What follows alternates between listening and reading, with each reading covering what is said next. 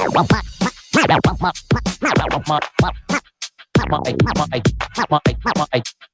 channel, my content. My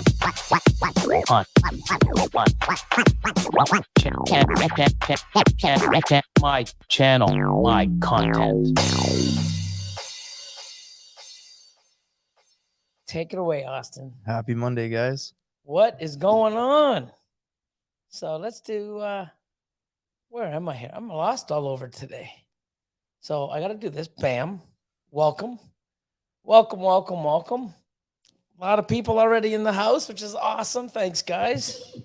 So if you're new, we don't have any idea what we're doing except talking. We don't know what we're talking about. We wing it. We pull a lot of stuff from the chats. What else do we do? Screw up a lot, laugh. Tell Chad to eat a dick. Oh yeah, that's just common. That's just, you know. But yeah, so lots of awesome people in the place. I see.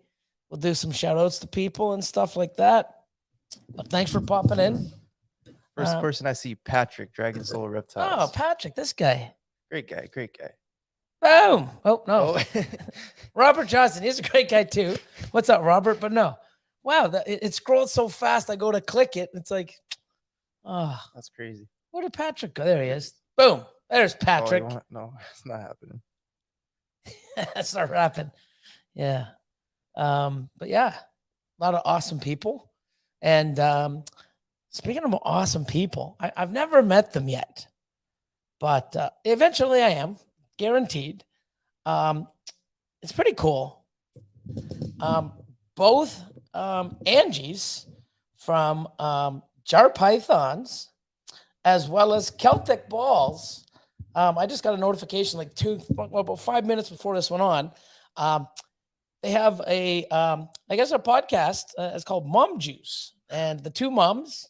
They, I guess, I've never seen it yet. I didn't even know they had one. I talked to Angie earlier in the week, and she's like, "Yeah, we have a podcast, but it used to be Monday nights, but since you're back, we're moving." I'm like, "Sorry, guys." That was kind of them. I jumped on the Mom Juice. I just killed it. I just basically, everyone F out of the way. Billy's back. Take your Mondays and shove it. It's mine. No, I didn't say that. But they just said, hey, we're doing it Saturdays now. And not only that, I'm going to be on it next Saturday. Oh, nice. Yeah. So next Saturday, I'll post it on mine. Jar Pythons and Celtic Balls, they're going to have it posted as well. And yeah, I just saw that. So it's like pretty dang awesome. So I'm going to be on. I'm going to be on talking to the two moms, Angie and Angie. So I met them at Tinley this year. You fucking rub it in. Yeah, I know you did. I know you met a lot of people. Yeah, I mean, you're coming next year, so 100%. Somebody to comment about Drake. Oh, about Drake. Yeah. Oh, let me do I might as well do the banner, right? So, boom. Yeah, he looks all weird right now because we have a red heat lamp up there, so that's why he's going up there getting maximum. He's got the ceramic heated emitter, and he's got the red one there, and over here's the other one. He's going up there right between the two. He's soaking it in. He ate today. Monday, Wednesdays, and Fridays he eats, and yeah, he'll move around. But yeah, that's Drake. He's our boy. So I said welcome there. Yeah, welcome. Do this. I gotta do this ticker. I found out instead of just having it there, I gotta play around with this. So there's the ticker. Drake got huge. Yeah, he did. He's a year and a half or so ago, I had him and he was in the palm of my hands, and I got him from Karen's place here in Scarborough, Toronto. All reptiles. So we got a question about Drake. Does Drake only eat snails? No, actually, that's good. Where's that one? There he is. BNS. Hey, what's going on, guys? Chris. Yeah. So, what did he eat today? Frog so legs. he gets a pretty much always the same thing. We throw a few different things around. Alex from Chromaflux is the one that basically, feeds him and stuff. and chicken hearts. She feeds frog legs, like Austin said, snails, shrimp. I think that's it. Oh, we tried other stuff, but Oh, he does have sometimes like a little bit of the liver, like beef liver, I think. oh or, yeah, and he'll have a chick once in a while. We've even thrown in a frozen rat that's thawed out. So, but she's also tried him with, I think, some fruits. Not so much. He loves his meat. He's a definitely a carnivore. carnivore.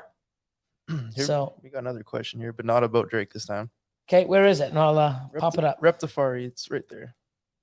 What's going on? What's the thoughts on lace or white lace Ultramel? Cool or lame? My opinion, I think it's going to be lame. The Desert Ghost with the Ultramel wasn't what I expected, at least as a baby. We don't know as an adult because, enhancers and Desert Ghosts as adults just shine and look amazing. So maybe as a baby, it wouldn't look too cool, but I'm not going to be doing that for sure. Yeah, and that's the thing. Like I remember back in the day, people, I was excited to do like lavender banana. Figured it would intensify. Like, oh my god, like, yeah, the lavender's gonna be even more bold. And It looks like a normal lav. not even. I think it even makes it softer. Like Yeah. I didn't like it, but I do have some more pairings with the banana lab stuff, but with Enchi and some darker stuff to hopefully make it pop. But yeah, I was very disappointed. And that was 2019, I think I did that, or 18. And yeah, I wasn't impressed with it. So yeah, we'd have to figure it out and see. You never know, right? Like you never know. But yeah. What's up, Jason? Morph Mixology in the house. Mr. Bigler. Let me go through and just see how few people that are here. Always the usuals. Combat Creations, what's going on? PCF. This man, of course, always. Who's this guy? It's Matt. He finally changed his picture. But So it man, looks like a cat with googly eyes to a homeless person. something. I don't know. I don't I don't know. Nat Benji's. Ray, man, how you doing? What's going on? Slither Cities, always. Mr. James Bergman, how you doing? Bergman Reptile Room. Paul, what's up? What is going on? Snakes for the Memories, Big D's, Jason. Wow, Chad. Everybody. Look at this. This guy's here. Holy shoot. That's awesome. Who's that? I don't know. But yeah. Oh, That's Eric awesome. Harris. We don't show snakes on the show. Sorry about that. Yeah, I mean, like that's the YouTube. We try to show shakes. Yeah, we try to show shakes and hamburgers, fries. Hot dogs.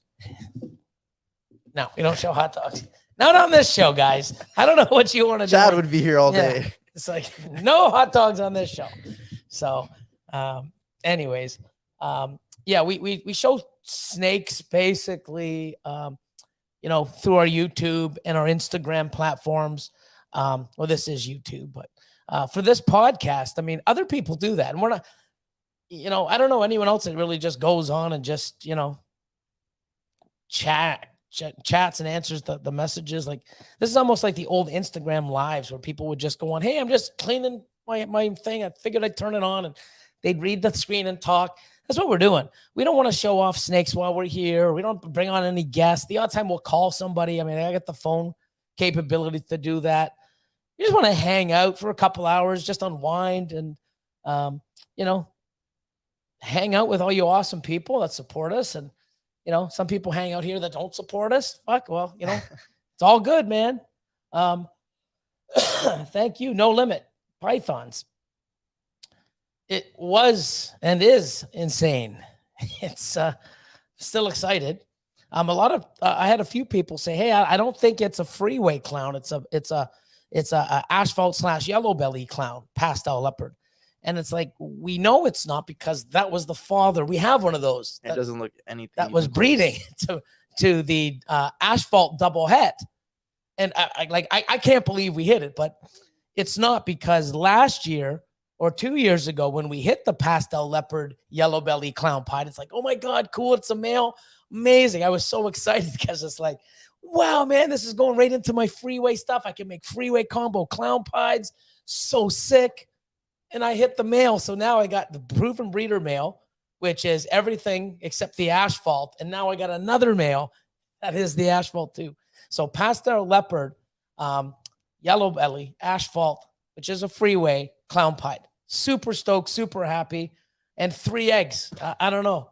I mean, if I get another 3 egg clutch and I hit the stuff that I'm hitting, I only want 3 eggs out of all my females. Because the odds I'm hitting on 3 eggs, guys, is nuts. Like, oh my God. It's crazy. So, but yeah. Look at Jason. No, we're on 2 different couches. 2 different chairs, bro. Like, come on, look. See? I'm going to take this off. Ready? Boom. Here's my chair. You can't really see because of this. Well, just for, here we go. We got to just show. Oh, your laptop now. Can they see? Can they see? I don't know. Wait, I can tell you. Well, anyways, why the frig are we showing Jason? And Jason, shut the hell up. Why, you jealous, bro? We have a seat for you in the middle, man. Yeah, you can sit right on the armchair. Oh my God. Yeah, what happens if we do have a guest? Hi, here, they're gonna be sitting here, head's gonna be over here. That's like if we have Jaffe in here, it'll probably be over the Jaffe, Jaffe's a monster. So any thoughts on super banana sumas? It's gonna be pale. Or purple, right? Yeah, I haven't seen any. I think you're going to get better color out of a banana suma than a super banana suma. I think if you want that purpley or that tone, I think the super banana will be softer with the suma. I'm not sure. That's a very good one. Thanks, Angie. Thanks. Meanwhile, she's under her breath, so like fucking taking our Mondays, mother effers. Damn it. Now I got to move to Saturday. Saturday's the day I like to watch all my soaps. Fucking Mutation creation. Glad to be back. We're having fun, getting a lot of stuff done. I was here yesterday for 15 hours. Actually, you left twice or 3 times and came back. Yeah, left twice. Yeah, twice. I still came back. I left I was here just after 7, and I left at like 10:45 at night. Shit. And I got a lot of stuff done. Went over a few things. Paired 49 new females that we ultrasounded, and all for the first time locks. And then we've got a few. We got so much coming. Some of these craziest locks. Like I love knowing that every year is bigger and better. It's just awesome. So,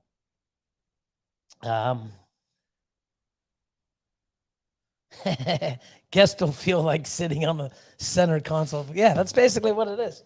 And these things are big. I mean, actually, 2 people could sit here, not very comfortably, but they could. It's they're big ass little couches or sofas or what the hell sofas? Chairs. Got me all screwed up there. Hey, Mr. Mercy Morphs, how you doing, fellow Canadian? So in case we missed any, let's see. Look at that. There you go. Okay, cool. Yeah. Just let me know when. Reach out. Yeah. You're next, Austin. Thank you, Straight Blast. It's crazy. Like when we saw it, we were like, oh my God, no. But then when you saw the head, I mean, we've produced enough clowns and clown pied stuff. Well, never enough, but we've produced a few. I shouldn't say we've produced enough. We've produced enough. No, it is a proper way to say it, but it's not, because it's never enough. You know that, guys. We've produced a few, not as much as we want, clown pieds, and especially with leopard. And when you saw it, we were looking. It's like, no, it's a clown pied, because at first we thought it was just a pied, because it looked like a yellow belly pied combo, and then you see the head, and it's like, oh, it's definitely a clown. Oh my God, it's a leopard clown pied. That has to be freeway because the purples and the color, and sure enough, it was. So we're super excited. really, because that's a lot of my projects are this year, combo freeway pieds, combo freeway clowns, super asphalt clowns, now a clown pied. Oh my God. And they're all freaking awesome. So I'm excited, get some confusion in there and get some, the leopard's already there, but the leopard confusion and, oh man, G stripe and oh my God, it's awesome. Jose, how you doing, my man? Let's see. So thank you, sir. Thank you. So we're going to take odds. Look at that. Even Miranda's here. What's going on? Blue Jar. What's up? Hi, King Austin. Where's the hi, Billy? Hold She on. said hi earlier. I just said, oh, did she? I said, hey, Miranda. I'm like, oh my God, no love for Miranda. Oh no. I know you guys all love me. The Jar family, I love. They're awesome. So just teasing Miranda. So so put some questions in the comments and we'll pull them up, talk about it, and go from there. Got the Husbandry Pro here, and we got to do this. I got to do this. I like playing around with this. So now we go, like Paul said, boom. I like playing around with these buttons. This is so much easier than the other one I had. So, StreamYard, if you're ever going to get into podcasting, StreamYard's awesome. I like it. I really like it. So easy. Lots of cool things. So we got two questions here. One from Beagler Potts. Any updates on the Weirdo Dinker project? Oh, wow. Actually, what did we do yesterday? We paired some of them. We paired some of them. So so we've got OD in the weirdo stuff. And het tri-stripe. And het tri-stripe, because at first the weirdo stuff we thought was het tri-stripe. So we grabbed a het tri-stripe because we didn't have a tri-stripe 5 years ago. So I got the next best thing, a breeder het. Put it to it. Got like 20, 30 babies. And no tri-stripes. But a lot of, there was probably nine or 10 out of the 20 some odd weirdos that look like the mom. So it is something that's passed on. We don't know if there's a super. We're trying to hit it. But when we bring them back together, we hit tri-stripes and orange dream tri-stripes. Hypo. Yeah, hypo. Hypo 2's in it. I'm like, holy shit. We got everything that we don't want. Well, I'm not complaining that I have all that, but I want to see what the weirdo, and if there is a super weirdo. And once I do hit it, I'm not going to call it weirdo, because that was the name that when I got I think it's 2011. Was it 11 or 12? It was a long time ago. Yeah. So I bought a collection, and that's what they were labeled weirdos. And I'm like, I called the guy. I'm like, what the hell's a weirdo? I got these animals out. And I'm like, yeah, they're definitely weird. He goes, well, now you know why I call them weirdo. I'm like, oh, okay. So they've always been labeled weirdo. But Ozzy has a gene that he's found, and I believe he's called his weirdo. So I'm not going to call mine weirdo and then have weirdo one and weirdo, or Billy weirdo and Ozzy weirdo, because everyone knows Billy's a weirdo, but Ozzy's not a weirdo. So, he might be. I mean, but I don't think so. Not as weirdo as me. So I can't keep calling it weirdo. So I'm going to change it. But right now it's weirdo. So everyone don't go, oh, Ozzy has a gene called weirdo. I'm not trying to compete against Ozzy, man. I don't try to compete against anyone. You guys shouldn't either. But anyways, we're working on it. We're trying to make supers. We've got a few of them. And if this year I don't hit a super, I'm going to be releasing some of the weirdo looking, because it looks tri-stripe almost. All the alien heads are, I don't know. But, thanks for bringing that up. It was funny because just yesterday we were looking for some other ones. Like, is this a weirdo too? Because we're trying to pair many, and we don't want to pair what we think it has the weirdo gene with something that doesn't, because then you never hit a super, So that's where we are with that. Oh, I forgot. Got to get my monster in. Pipeline punch, baby. Another question? Yeah. It's not a snake related question though. That's all right. Where is it? Combat Creations. It's a little higher. Combat Creation. You're gonna laugh at this one. Yep. Does Canadian milk come in a bag? It can. Not all of it. There's you can buy the bag option. So 3 bags with the four. Is it 4 liters? Yeah, it's like a quart basically. Yeah. So basically, you can get 3 bags in a bag. 3 small bags of milk and 1 bag that holds the 3 bags. And you put it in this little jar. It's like a jug. It's like a jug that you put the bag in. You cut the bag, the corner of the bag, and it has a handle, and you pour it into the glass. I don't know, but we do have the, I guess the cartons as well. But yeah, and I believe, I don't know. Remember Max Milk and Becker's? No. You don't remember those convenience stores? I'm not that fucking old. Yeah. I'm not that old like that. Like, no, like, dude, they were around like 10, 20 years ago. Like, yeah, but it's not like 50 years ago. Like, no, Billy, no. So they have like jugs. So milk here comes in bags, clear jugs where filled with the milk. You take it off and pour the jug. Cartons? And a carton. Now Fairlife does jugs. Or like, it does more like a bottle. You unscrew the top. We have so many different ways to get milk. Yeah, but milk in the bag when you go anywhere else is fucking weird. It's a Canadian thing. So hope that answers your question, eh? And then Jason, Mr. Bigler, says, have you ever seen a Super Phantom Freeway? I have not. No, I have not. Have you? Yeah, have you? Lindsay, what's going on? Pico Python's in the house. Happy Monday, everyone. Glad you're here.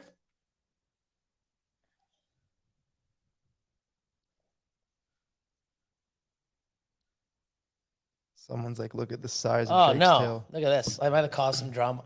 I put off watching Olympus telling me what I can't do to watch y'all. Oh, thanks. I appreciate it. Yeah, and I mean, back to that. Yeah, right? I was about to say this too. Like, no, back to that. I mean,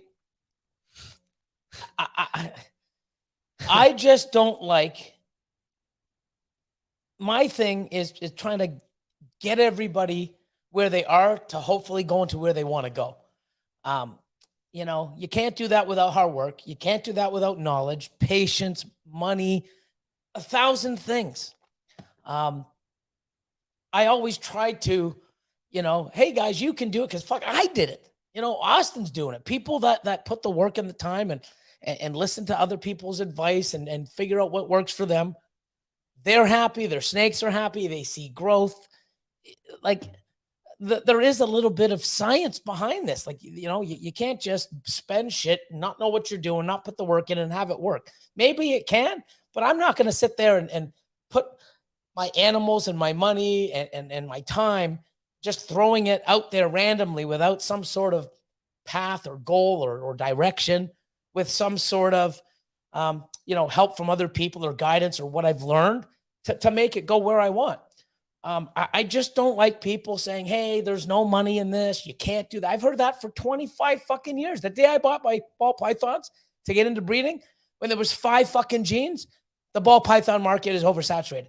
I swear to friggin' God, that's what I heard 25 years ago with 5 fucking genes. And maybe it was oversaturated because I only knew 4 other people that bred. So maybe it was oversaturated for the 5 of us, but half the stuff we couldn't afford, like a $50,000 pie to $35,000. An albino. I think G stripes and VPI exanthic. I don't even know if SK was around then. They were like 20,000, 22K. It was nuts. So we had normals and hets, and then, everything came. I don't like seeing people, especially when I'm here with educating people and seeing people, and even including myself, putting in the work, the effort, everything to grow. And, I said what I said last time, and I still stand behind it. And then I see a video, and I showed Austin. I'm like, shit, 8 years later, doing 2022 holdbacks. I wouldn't even suggest buying these animals for your collection. Never mind making them and holding them back. It is what it is. Everyone has a certain goal. And I get it. If you want to be a pet keeper, great. You want to keep your animals and not breed, amazing. But don't be teaching people or trying to teach people how to do this business when you're holding back $300 fucking snakes, man. Like it just, no wonder you can't elevate yourself because, you know, on my Patreon, awesome fucking group of people. We start, so our top 2 tiers have like a every second Friday, or we try to every second Friday. Sometimes it's a Wednesday night, but usually Friday nights. We get on at 9 p.m., 3:30 in the morning, 6.5 fucking hours we're yapping. That's crazy. And one of them was, you know, I'm going to give a huge shout out because, you know, he's new and he's fucking doing amazing. And you know, some the way he does things, I'm just like, dude, this is awesome. John from Snake Limited. He's on there and he's like, there's 40, I forget the actual number, so don't hold me to it, but there's 50,000 ball pythons on Morph Market right now. Market's crashing. Oh, we're in the thing. Oh, everyone's selling off. Cool. And I'm about to, you know, say something. Look, and he's like, oh, but do you know 37,000 of those are under $500? And I'm like, there you go. That's fucking, that's what you do. Oh, there's 50,000 ball pythons for sale. Oh, it's oversaturated. Let me get out. Okay. He's going and doing, you know, I guess not demographics. He's doing analytics. And it's like, well, 37,000 of those 50,000 are $500 and less. And then 1,000. And I said, how many are under 1,000? I think he said 45 or 44. And then how many are over 5,000? He said about 498. Where the fuck do you want to be in those 50,000? Do you want to be having $500 or $1,000 and competing against 44,000 other fucking snakes that are pet quality for new people? Because I'll tell you one thing, the snakes that people make that are, you know, 2, 3, 4, 5,000, those are the ones that sell and there's not enough. I mean, try to find a Pompeii right now. You'd be paying 20, 25, but where are they? Maybe 1 or 2 for sale in the world. You know, the animal that I just made, that's the fucking, from what I understand, that's the world's first. If I put it up for 15, 20, 25, as soon as it's sold, there's not another one in the world. I don't even know if I can make it next year. I'd have to hit the fucking odds. That's the problem. Everyone's, oh, blah, blah, blah. And then you see the people getting out. Their collections aren't even like, wow, man. Look at Chad with the knowledge. What is he saying? Those $500 and under will sit there forever. Well, no, not really. But okay, but here's the thing. Compared to the bigger ones, for sure. But here's the thing, right? You've got people out there, okay? And I think this, I don't know the mentality, so I can't speak for people. I'm not trying, like, if I look right now, I mean, No, I'm just saying for what I have here. Oh, okay. Okay. So snakes that are $500, let's put under 1,000, $1,000 or less. I don't even really put on Morph Market. Okay. I sell those at wholesale, the lower end. I bring them to the expos here. You don't see me on my Patreon or here trying to push people to buy my $1,000 snakes or less. Because it's not going to do anything for you except make the shit so that you can have more $500 snakes that nobody wants. If you were making $400 or $500 or snakes under $1,000, you were putting yourself in a position to have, you know, hard time selling animals because there's 47 fucking thousand already out there trying to sell theirs. Okay. I'm out there saying, guys, you know what you're doing. You know how to breed. You've bought ultrasounds and you're working and you're doing this. You're loving it. You're learning. You're getting better and better. Now you know what to do. You have a brand. You know how to take pictures. You know, you're in the community. Spend some fucking money. Get off your ass. Invest in yourself. Invest in your business and make better shit. So instead of being in the 44,000 fucking animals on ball pythons on Morph Market that are $1,000 or less, put yourself in the fucking $1,000, $2,000 and up, because there's not enough of them for fucking the world. Okay. And the people, why people get out is because, you know, it's like, you don't want to make stuff that like every supply and demand. It's just that simple. Yeah. You know, but, you know, there's people telling you, oh, don't go and spend money because you won't make money. Don't invest, is, you know, because only big breeders make money. These people haven't even tried it. So like, how Yeah, do they- I have, because I'll tell you one thing. I make more money and it's easier and faster selling higher end snakes than it does for the lower end snakes. 100%. Like I don't have a problem with anybody. I don't really hate is a very big word, strong word. I don't hate too many people. I dislike what people think. I dislike what people say. I don't agree with a lot of stuff. This is all my opinion. People on here can say, you know what, Billy, yeah, you're an asshole. You know, I don't agree with you. Don't. But this is what I believe. And I know I believe it because I've showed people, I've taught people that listen and do what I say with the hard work and learning and do. They're fucking doing phenomenal. They're doing phenomenal. And I want to see more people do fucking phenomenal. But when you listen to people that are saying, don't do this, do this, do you know why all those 44,000 snakes under 1,000? Because people are not getting pushed by people. They're fucking being pushed down and not having the opportunity to make something over 1,000 and be in my space, you know, and other big breeders' space and other smaller breeders that are actually listening to us and following us and putting, you know, their money where our mouths are and saying, holy shit, look what I just made. It feels way, way, way better to make an animal that you and maybe 10 other people in the world made or have for sale than be on a page where there's 47,000 other fucking animals in that price range that people are fighting over. But they won't sit there forever because there's people teaching people to buy these animals, to save money, to make more of these. And they're going to realize, wow, you know, they're either going to smarten up or going to have a collection sale because the ball python market, there's no money in it. That's the thing. You know, sorry if I rant, but it bothers me. I want to see people do well. You know, if I listened to half the shit that I was taught back then, I wouldn't be here now. I wouldn't be having this as a living. I wouldn't have, you know, this guy here now making a living off of ball pythons and everyone else. And it's frustrating, man. You know, really high up. But I love where John is, man. He's like, you know, oh, there's 50,000. I wonder what those 50,000 are. People just say, oh, there's 50,000 ball pythons. Oh, the market's saturated.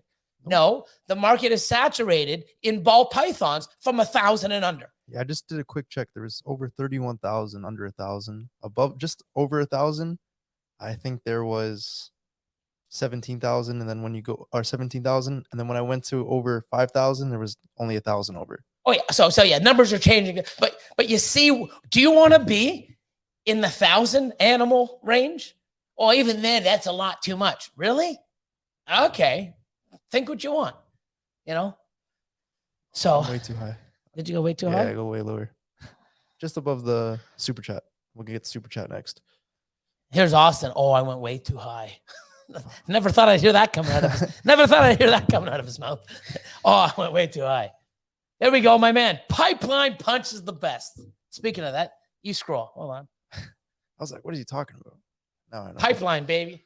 Actually, pipeline. I tried the watermelon, didn't like it. I like the mango. I like the papillon, and oh my god, it's probably my favorite. I don't know. Is the peach one? It's I think it has a K in it. Oh, it's a pineapple-y one. Oh my god, papillon, mango, and chaotic. Chaotic. Thank you. I don't even drink Monster, and Jesus I know. Christ. And then pipeline too. They're all great. They found the comment. I don't want to single anyone out, but I just do not agree with this comment. Okay, where is it? It's hovering over here now. The $1,000 snakes and higher don't sell at small shows. You'd be surprised. Correct. No, but I do agree. Okay.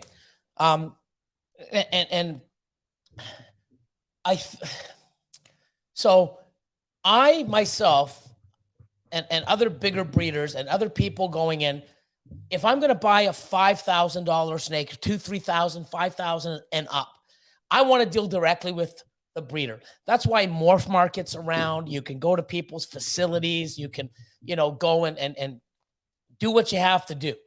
But, you know, $1,000 snakes at small shows. Now, Tinley, people will walk over and buy big ass snakes and high end animals and maybe not bag them up and take them with them, but put a deposit down and have them shipped later. Who knows? But there's a lot of money being handed over at shows. My most expensive animal. So at our CRBE, I sold a few at 10,000, 4,000, 6,000. You know, so people, and they came over and paid me in cash. You know, put it on their card. So they do at a big national thing like Tinley or thing. Here it's called the Canadian Reptile Breeders Expo, CRBE. It's happening every September. Hope you guys can make it. It's pretty good. And then come hang out here. But anyways, so they do. Now at local shows, correct. They you know, $1,000 snakes and less will probably sell at the small shows. But you're putting yourself in the position to sell it at the small shows. You know, but then people say, oh, I don't live near a big one. I get it. You got to do what you got to do. But don't friggin' complain when you're making $1,000 snakes or less. That puts you in a market with 44,000 other people, and going to an expo where all animals are under 1,000. You know, people have to do what they got to do. People have budgets. People, you know, I'm not saying like, you know, you have to spend 5,000 on a snake and up in order to make money, and that's all you can do. No, you can put the time in. But what happens is, and I don't know your situation, Ken, and I'm not trying to knock anybody here. I'm just trying to be real with people. People don't always have the money. Some people have money and don't have the time. They're not great works. You know, you have to do this and take this serious. But if somebody is you know, buying snakes and they put themselves in a position where it's not a good position, you either do that and take what life gets you, because that 47,000 or the 37,000 under, how many snakes under 1,000? It was like over 37,000. So 37,000. I guarantee you next year that number is going to be 55.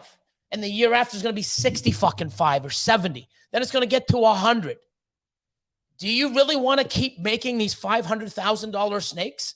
Because what's under $1,000 and under, okay, dreamsicles are going to be there in 2-3 years. You know, so there's going to be more fucking variety at that point. Don't put yourself in a position where it's not a good position and then complain that the market sucks, there's no money, because you're competing. If you want to go and make $1,000 snakes and go and compete and try to make money and put all that work in, because I put the same fucking amount of work as you do to make a $10,000, $15,000, $20,000 snake as you do to make the $1,000 or $500 snake. The only difference is I spend more to get the ingredients and work projects to try to chase things that are better than what's out there now. Same amount of food, same amount of space, time, feeding. Everything's the same with the ball python, except the cost of the animal. But believe me when how do I word this?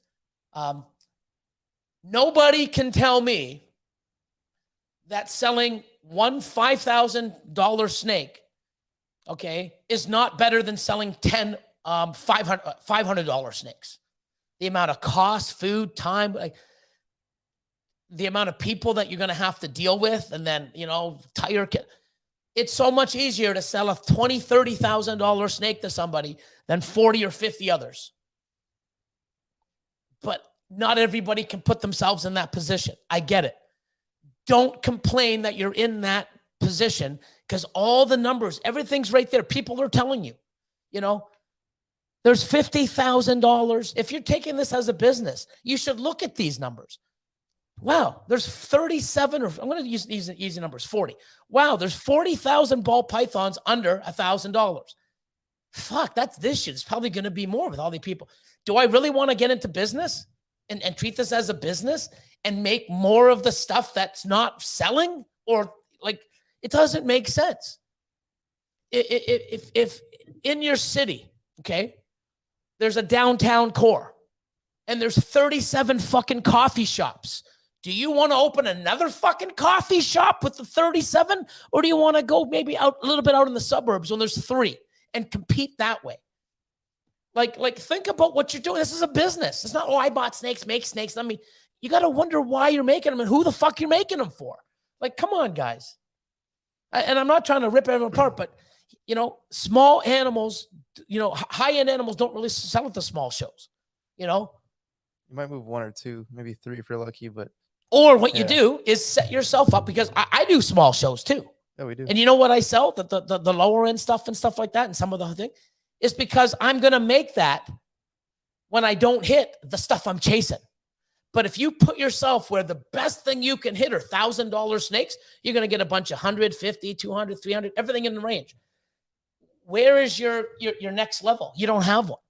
My 1,000, 2,000, 3,000, 500, 600, all those snakes come from when I missed the 10, 15, 20, 30, $50,000 snakes. I just put myself in a better position, but I can work both markets. I just hate seeing people chase a dream, because this is a dream for many people. Oh, I love doing this. Imagine I can make money and not have. You can, but you got to do it right. You got to put the work in, people. Fuck, I've been screaming for so long. I don't mean to be mean to people, but I see people every day want to go here, and they're here. And everything they're doing, guess what it's going to get them? Here. If you don't have steps to get there, and it might not take a day, it might not take a year, it might take 5, it might take a lot of money. But if you have a goal, you got to see what the fuck, like, you know, I'm walking around with a ladder to get me up somewhere. But if I don't know where the fuck I'm going, why do I have a ladder? You get a ladder when you know where you need to fucking go. You put the ladder on and go get the fucking thing. You don't walk around with a ladder every day going, oh, just in case there's a fucking building or a roof I got to get on, and you carry a ladder. Why the fuck you walking around with a ladder every day? You go get a ladder when you need it, because you need to go up. You put it there and you go get it. That's why you have a ladder. So everything you do is a ladder to get to where you need to go. If you don't have a plan or a goal, you don't need a fucking ladder. Just stay where the fuck you are and don't complain. The fucking market's horrible and fucking no, there's no money in ball pythons. What the fuck? This is so ridiculous. And people teaching you don't buy high-end snakes. Hi, guys, you want to invest money? Invest money. Oh, don't worry about those 40,000 snakes. They'll be gone by the time you make. No, they won't be gone. Well, they might be gone, but then there's probably 70,000 others. Put yourself in this is business, people, not a fucking hobby anymore. If you want to treat it like a hobby, great. Don't complain that you're not making money, because it's a fucking hobby. If it's a business, you want to make money and enjoy it. You're not going to do it making $1,000 fucking snakes and less. I'm preaching, I'm screaming, I'm yelling. Don't believe me? I don't care. It's the truth. It's the fucking truth, people. Hands down. I've seen people invest properly and fucking make 5 times their money first fucking year. Yep. Congratulations. Herbert. Ask Herbert. Killing it. Ask Herbert, okay? HB Reptiles. He listened to a podcast that I was actually on, Jason from Morph Mixology. And I just said, no. And, you know, I gave my opinions and stuff. He watched and he called me up, joined my Patreon, joined a few others, listened. Fuck, man. He's killing it, that guy. Holy shit. 1 fucking year. He messaged me back, goes, Billy, I just want to thank you because I listened to you. Phenomenal. I'm pretty sure him and his wife, they invested 47. And don't forget, he's already been doing this. It wasn't like he started. He knew what he was doing this, enjoying it, just wasn't getting all the benefits. Listened to me and got an ultrasound. Put the ultrasound to use. Fucking production went through the fucking roof. Knew more. Wasn't so stressed out, wondering what he was doing. Spent $47,000 off of his 401k, his wife's 401k. Within 12 months, they did $200,000 to $250,000. And I'm a fucking idiot. Yeah, there's no money in ball pythons. You know, shut the fuck up, people. Like Ozzy, shut up and breed. You know what? There's a thing. I just get so frustrated because I hate when people listen to the other people that are not successful. And wonder why they're not successful. And why they're not. You know what? People that are not successful don't want to see any of you other fuckers successful. So they bring you down or they teach you shit so that you don't go past them. Fuck. And they're probably not successful because they don't know how to be successful. So go to look at the successful Or people. they're afraid. That's another thing. Or they don't want to they don't want to do what you have to do to be an entrepreneur. Yeah. And they're not treating it like a business. Like you got to watch who you're listening to and think about it. Does that really make sense? Well, this guy's teaching me. He's been in his basement for 8 years, has 3 jobs. His whole back animals are fucking like pied and freeway. Wow. I was holding that stuff back fucking 15 years ago. Like, come on, guys. Like, if you want to turn this into a business, you got to be smart and treat it like one. If you want to do this as a hobby, great. Then the money shouldn't fucking matter. That's all the thing. Oh, I'm not in it for the money, but you're always bitching about not making money. You don't make even fucking sense, people. It drives me crazy. Oh, I'm not in it for the money. I'm in it for the animals. But you're always bitching about the fucking money that you're not making. Shut the fuck up. Get it in your head. Do you want to make money? Do you care about the money? Because you got to care about the animals in order to make money. Because if you don't care about the animals, they're neglected. They're not eating. They're not being fed. They're in bad conditions. They're not going to breed. You're not going to make money. You know, you can love your animals and make fucking money. And you can always learn and turn this into a business and still have a collection and enjoy it. Because I do. I'm sure many people do. Crazy. We got a super chat from Dakota Hutch. He says $500 and less may eventually sell, but your inbox is going to be saturated with tire kickers. And I agree with that 100%. Especially when you have the higher end snakes, people just tend to buy them. They ask less questions. I feel they ask less questions. You have like the $300 snake. Sweating. With the Like, $300 snakes, you usually get people asking like, what's the date of birth? Can I see pictures of the parents stuff? Those are questions you should be asking. But with the higher end snakes, these are people who are looking to invest, who already have a better knowledge of the hobby, a better knowledge of what they're doing, and they just want to go get what they need and then breed it. So you miss a lot of that stuff. Yeah, like I said, this is my opinion, right? And you know, people are allowed to have theirs because I'm allowed to have mine. You're allowed to have yours. But people want to learn to do this to make money in a business, and then you got to listen to us. You know what I mean? Like, look at what I've been every year after year. Watch him. Watch guys like Corey DeLong, CD Constriction. Oh yeah. Look at him. Okay. Mershon Morphs. It's killing it too. Okay. Give shout outs to Mike, Insane Clown Pythons. Holy, that guy came out of nowhere. Okay, And now he's here's a person, 5-6 years strong. Miguel. Always evolving pythons. Look what he's done in the last 5. Oh, we can't compete against big breeders. We can never do. Really? Look what the fuck he's done. He's a big dog now. So. Yeah. Don't listen to fucking people that, oh, you know what? Excuses are like fucking assholes. Everyone has one. You know, everybody's an expert. Well, if you're so fucking good, why the fuck are you still doing what you're doing? Fucking working 4 jobs, 8 jobs, not making money. Like, come on, people. It just bugs me. You know what? Stop making fucking excuses. If you want to do it, do it. But there's all these people, oh, I'm not in it for the money. But you're always bitching about the money. So what the fuck's going on? Pick a fucking topic or, you know, fucking frustrates me. It really does. I want to see people do well. But you know how you do well? You listen, you learn, you put in your work, you buy, you invest in yourself, you keep going, you work hard. You know, shit hits the fan, you fucking suck it up, you keep going. No one said fucking business was easy. Life was easy. You know, you sit on your couch and want everything and expect everything to come to you, you're going to fucking fail. You know, you got to take risks. You're going to be 60, 70 years old and go, you know what? I wish I did this. You can't fucking wish. Fucking do it. It drives me crazy.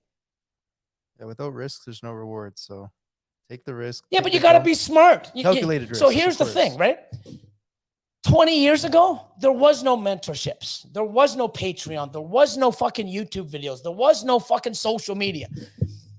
There wasn't anything how to breed ball pythons. Let me Google it. Oh, my, let me watch the video. Oh, my God, I like the way this guy does it. There was none of that shit. You took fucking risks, tons of risks. You know, nowadays, it's not really a risk because you guys have all this knowledge and wealth and videos and mentor people that are mentor you, the community that'll help, all this information. And you can just take it, utilize it to minimize those risks. You know what the risk is? The risk is listening to people or doing things wrong because you don't know what you're doing or who to listen to, or like you got to understand what to do, what works for you, you know. Oh, I'm doing it like Billy does. I'm putting coconut husk. Even though my humidity is 140, I'm going to fucking wet my cocoa and put it in there. It's not going to work. That's really good, Kim. That was Yes. Okay. So I get it. You know, we all want to buy snakes. We're addicted. We're fucking addicts. How many times, Billy, you don't need that. Yeah, but I can do that. No. I'm the same way. It's not like, oh, fucking Billy knows it all. He never has a problem. Oh, he doesn't need all that. Yeah, I do. I can't create all the shit I want. I have to buy into some. Sometimes when I miss the mail, let me buy. How many times have you said that, Billy? It's like, hey, what about this one? It's like, you don't need it. I'm like, yeah, but I can do this. Yeah, but you can make that next year and you also have this. And don't forget, you got butter in that one and this is lesser. So he talks me out of a lot of stupid shit. But you know what? When there's the right animal, hey, Austin, look at that. Holy shit. Yeah, you need that, bro. Wow. Amazing. I need to save money to buy better snakes instead of buying a bunch of low-end snakes. I needed to hear this. You will do so much better. And whether people like hearing it or not, it's the fucking truth. Sorry to hurt your feelings. Sorry to make you feel bad. Everyone makes mistakes. I still make fucking mistakes. There isn't anybody, and I love this, people on the Patreon or people come talking to me. Yeah, I know I made some mistakes. I went in and I bought a bunch of this because, I saw some stuff. And if you don't know what, because when you do things, you don't know you're making a mistake. You know when you make a mistake? After you fucking do it. Like, oh, shit, it's too late. Yeah. You know what you do now? You correct it. You learn to do it right. Salvage what you did. Try to sell it off or figure it out. Try to salvage it. But moving forward, you do it correctly. And a year or two later, the mistakes that you made aren't mistakes anymore. It was a learning fucking lesson so you can teach people, hey, because people can say, oh, I did this and I did that. So did I. No, you didn't. Fuck yeah, I did. I made so many mistakes. I know what it's like, what you guys are going through, because I did that years ago without half the shit that you guys got now. And I'm going to give a shout out to Bear, Red Onion, Reptiles. He moved up into my Patreon. Awesome guy. We had a call the other day about, looking at his collection and, put a lot of time and effort and a nice fucking collection growing. And I'm looking at it. And he says, first thing he says, so if you notice when I first got into this, he goes, I made a mistake, but I corrected it. And I'm like, what do you mean? He goes, look at the first animals. And the first 20 animals that I bought were all females. And they were $500 each. So I spent $10,000. And then getting there, about, just after that, I started buying. I realized by listening to people and things and the way other people are doing it, I'm not investing enough money in the right animals. So then you see his next fucking 10, 15 purchases. And then his last, I think he's got like 50, 60 animals. Some of the animals that he's getting now is fucking like, he learned instead of buying fucking, 50 snakes and go, oh, I did it wrong. Oh, no wonder I'm not making money. And he listens and learns. He did that on his own. And I'm just sitting there, I love hearing that shit. And I said to him, I'm like, you know what's amazing? When people learn they made a mistake and fix it on their own instead of someone like me jamming it saying, hey, you made a mistake. Yeah, I thought I did. No, you made a mistake. But I want to tell you made a mistake if you made a mistake because you need to fucking hear it. But he did that on his own. I love that. I love when people are doing shit and finding, why I stopped the podcast last year? Things weren't going well. Not enough time doing this. I'm getting stressed out, fucking screaming at him because fucking this wasn't done and this. Oh, you know what? It kept piling up and I have to get rid of something. Social media manager, take care of some of that time. And I'm like, I'm not sleeping. I'm not eating. I'm fucking stressed out. Nothing's getting done. I found out there was a mistake. What was it? I don't know, but I need more time. Fuck this podcast. I don't make money off of it. I do it because I enjoy it. But at what cost? Not having shit done. I was going on a downward spiral. Once you realize you're in a mistake or you're making a mistake, the time you fucking realize it, you fix it and change it and do things for the better. The faster that point comes to you, the better you will do in this fucking industry and life and anything. And that's fucking solid. 100%. And I'm screaming and I'm mad because I give a fuck and I'm passionate because if you guys don't hear this and change, you're going to be one of those fucking people, 50,000 snakes, wondering why you can't sell it. Don't put the time and effort into making something that is going to be a hard time to sell. And plus, what are you making to hold back? More $1,000 snakes that you don't like. You got to chase the stars and you're going to hit. And when you miss, you still got the fucking moon. 0 to 49, 25,000 sold. It's an example showing that Some of the higher end snakes do sell really well, so don't just put yourself. So what's in the this? So logo. so You're just showing the numbers of. so yeah. So archive under and 5. what's See, sold. but this is the shit you need to do. Do you know what business people do? Forecast, financial analysis. Why is this fucking different, people? When John did that the other night, I'm like, fuck, this guy here's already set for success. This fucking guy, like, I love shit like that because that's what you got to do. You got to see, what am I doing? What am I making? What, forecast. This is awesome. So 25K sold that one. So from the 500 to 9 to 1,000, 62,000 snakes sold. From 1,000 to 5,000, 40,000 snakes sold. Over 5K, there's 3,000 sold. That's pretty good numbers. And I guarantee you. And how long ago is this? Like, I think that's just the whole time, everything that's archived on Morph Market. You can go back and look at sold, right? Okay, so watch this. But when I watch this, okay, what is 3,000 times 5K? 1.5. Yeah, 1.5 mil. 1.5 million. Okay. Okay, 1.5 million. Now, zero, so 500, so it says zero. So let's do an average. Let's do 250. Fuck it, 300. What's 300 times 225? 70 million. Okay. Do 500 to 1,000, 750 times 63. 47 million. Okay. And sold 1,000 to 5,000, 40K. So we'll do an average of 25. So 2.5. So 2,500. 100 million. So 2,500 times 40,000. 100 million. Okay. And then 5K plus 3K. Now also realize a lot of the 5K plus, I sell most of those, not even on Morph Market. I can guarantee you too, a lot of these $5,000 snakes and up are sold from people through Patreons, through YouTube, not even on Morph Market. Because I've got waiting lists for shit that as soon as it comes out, I call and it's sold. Doesn't even hit Morph Market. Or you post a picture on Instagram and it's sold right away. 100%. But look at that. So 63, so 40K. Let's do that. Actually from the 5K to $5,000 plus snakes to 3K, it's 15 million. Oh, 15 mil. Yeah, 1 more zero. So 250 times 225 is what? 57 million. Okay. And 2,500 times 40. I think that was 2,500. No, 2,500. 100 million. 100 million compared to the 57. So there's more snakes money. There's more money. And the thing is a lot of those snakes, okay, that are 1,000 and up, most of them are in my fucking holdback room, Justin's holdback room, Aussie's, anyone smart in this industry. All the high-end shit is also in people's holdbacks.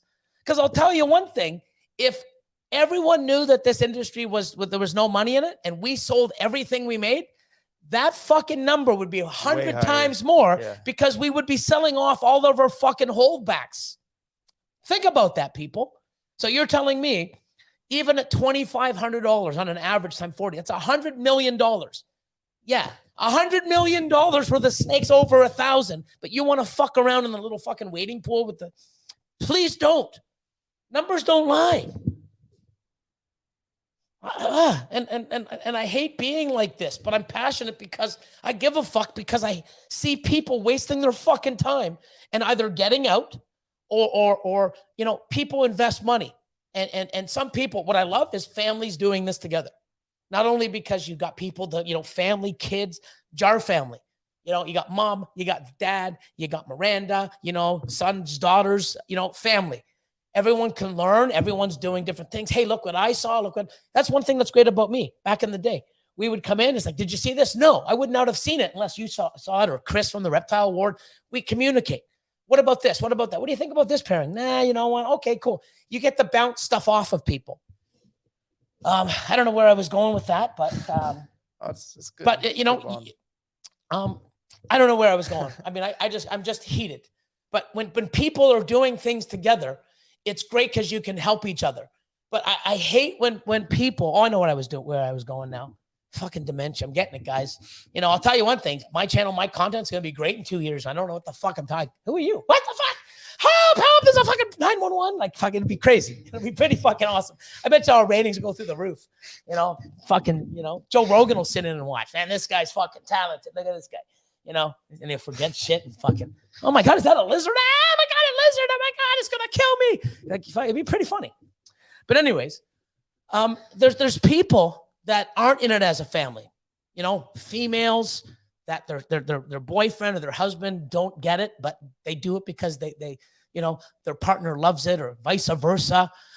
There's kids that want to do this and their parents don't understand.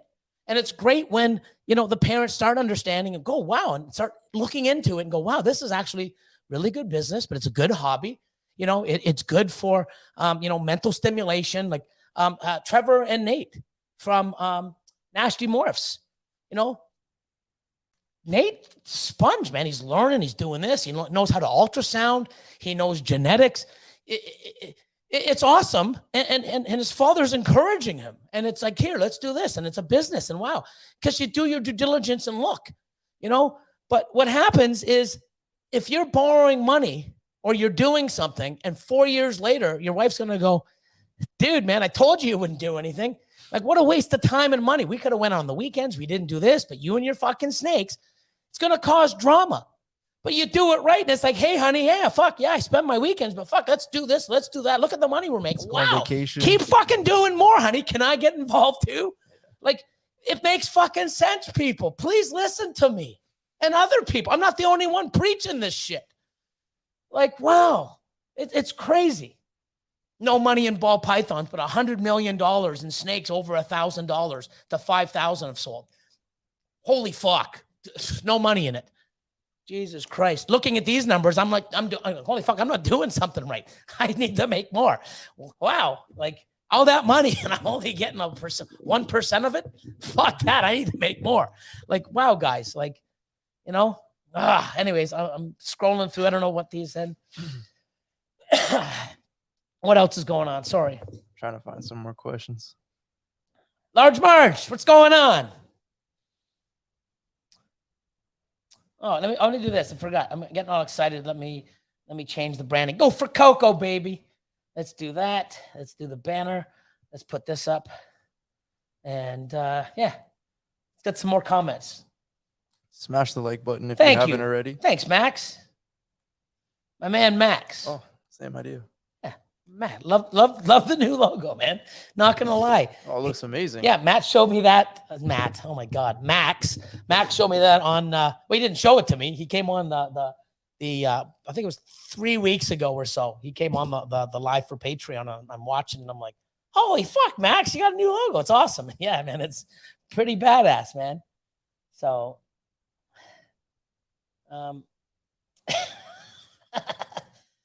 everything gives me a heart attack when it comes to me wanting people to do better, man. Like, it's, you know.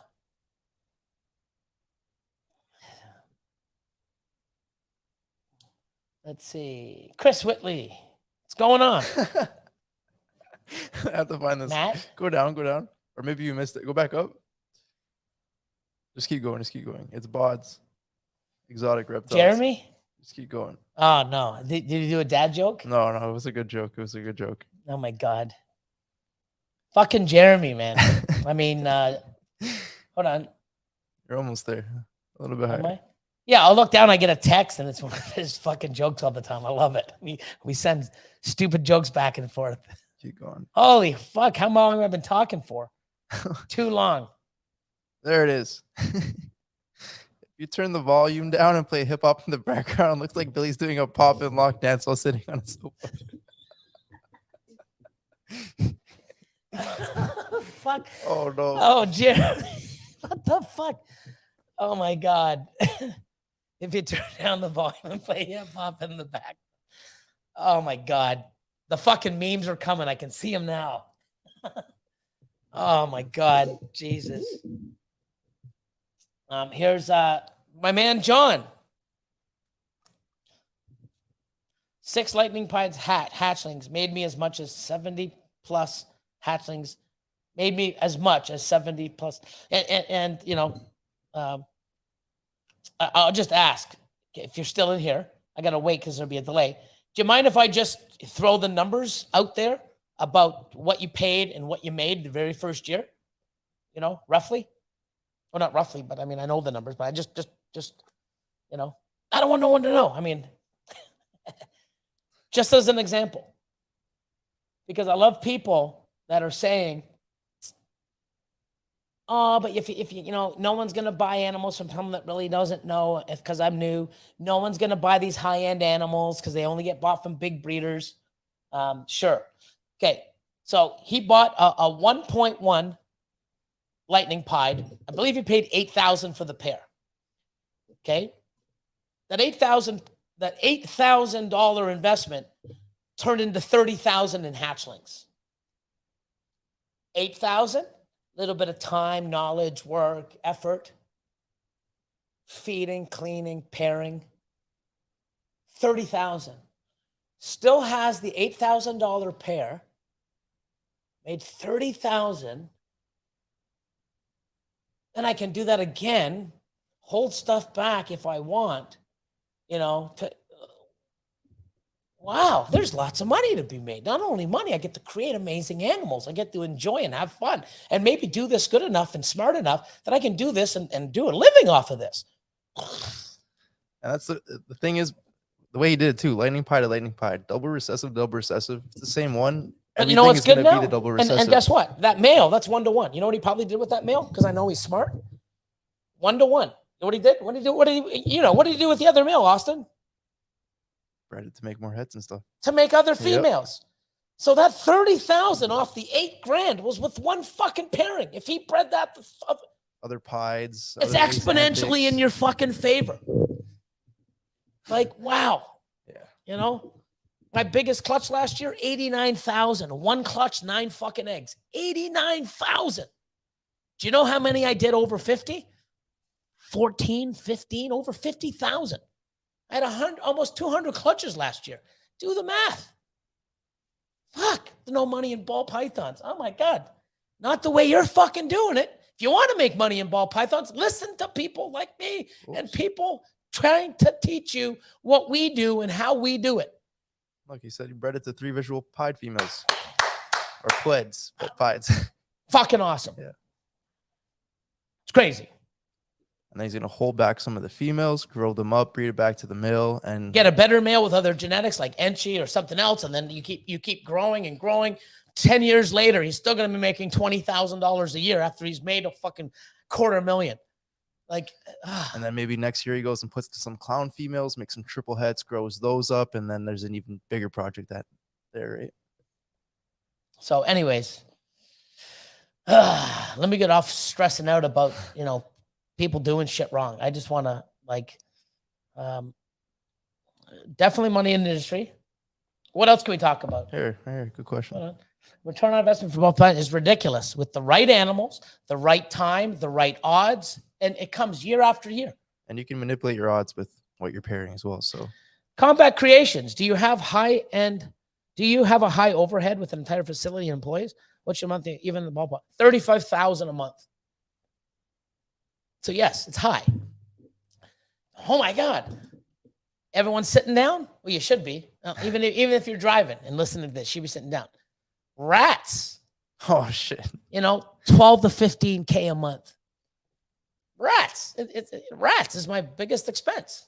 Yeah, so you're like spending like $420,000. My facility is $5,650 a month.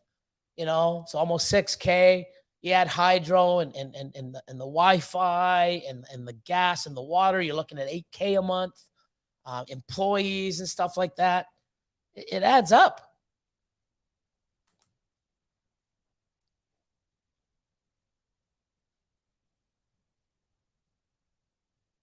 What else is going on? Ouch. What's that? Dakota Hutch is like, ouch. Yeah. My man, this guy, Smitty. What's going on, Ryan? Okay, why not breed your own rats? Okay, so I don't know numbers because I'm not great with rodents, with the numbers of how they breed and stuff. I feed every 2 weeks, my whole collection, and then I bring in smaller stuff to get a third, sometimes a fourth into my hatchlings and some other animals.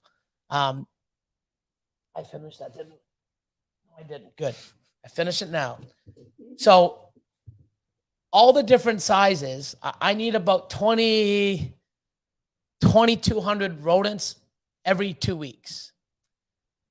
All different sizes. We do what? 300 mediums. We do 500-600 smalls. 500-600 smalls. Then we have small plus. We do like 500-600 weaned, 500-600 pups, 200-400 fuzzies, depending, and ASFs. I mean, ASFs too. 500. Yeah, we're doing about a month. No, Well, we're doing every 2 weeks. We do probably 400, maybe yeah. 500, 450. Yeah, because there's the hoppers and stuff. So yeah, it's expensive. The mice. Now, I don't know what your production is, but trying to do that just to supply me, I need a bigger facility. Yeah. I don't have the time. I invested, me and my buddy invested, and we bought 40% of a rat facility here in Niagara Falls area.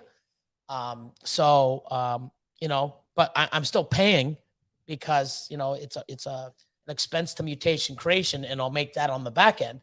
But I'm actually looking at doing ASFs just so that I have enough to feed the little guys and stuff, and maybe have enough, make some extra to sell here. I'm learning that because it's something I've never done. So that's why I don't, because I don't have the time. And if I'm going to do it, I'm going to do it right. And like I said, just doing what we do here, there's no time to breed our own rats. And half these guys would be like, fuck that, Billy, you're on your own. I'll do the smell too. I'll do the snakes. You're on your own. Yeah. So, you got to do what you got to do. This one here. Oh, no. One above it. Yeah. So Paul has been dealing with some life shit, but, It's getting better. It is, man. It's awesome. Glad to hear. I've known that man for quite a damn while. Yeah. So, Mr. Cap Locks, something's going on because it's not in caps. You probably did it in caps and goes, fuck, it won't all fit. Let me do it in lowercase. That's Mr. Caps there. So, okay, so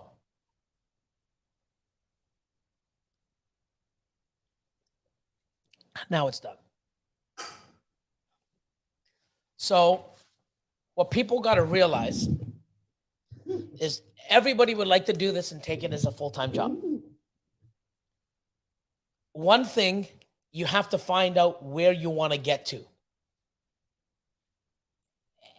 And I don't know, I felt this, and I know other people have said it too, and I'm like, oh, fuck, I felt the same.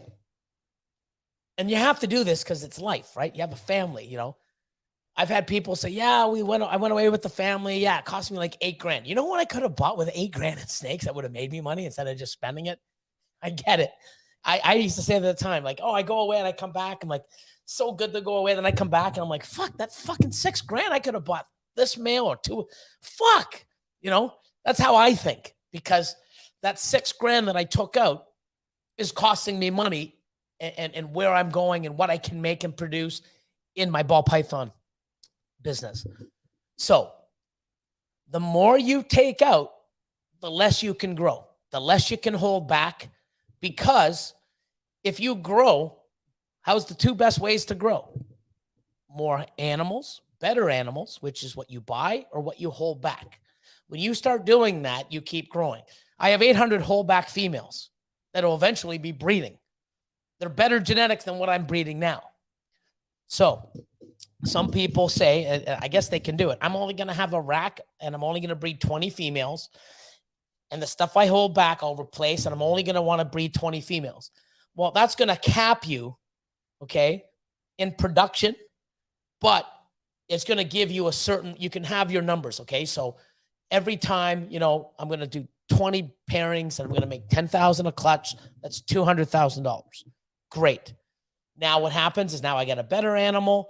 If prices come down, you want to keep maintaining that $10,000 a clutch. And then, maybe you can get a better female with a better male. And now those 20 animals are giving you a $20,000 clutch. Now you're in the 400,000 or whatever. So with myself, we kept growing. we got more animals. Hey, Billy, there's 36 or 37 animals that can, ready to be moved up soon. Hi, ARS, send another rack. Boom. Just keep adding, keep adding, keep adding, keep adding.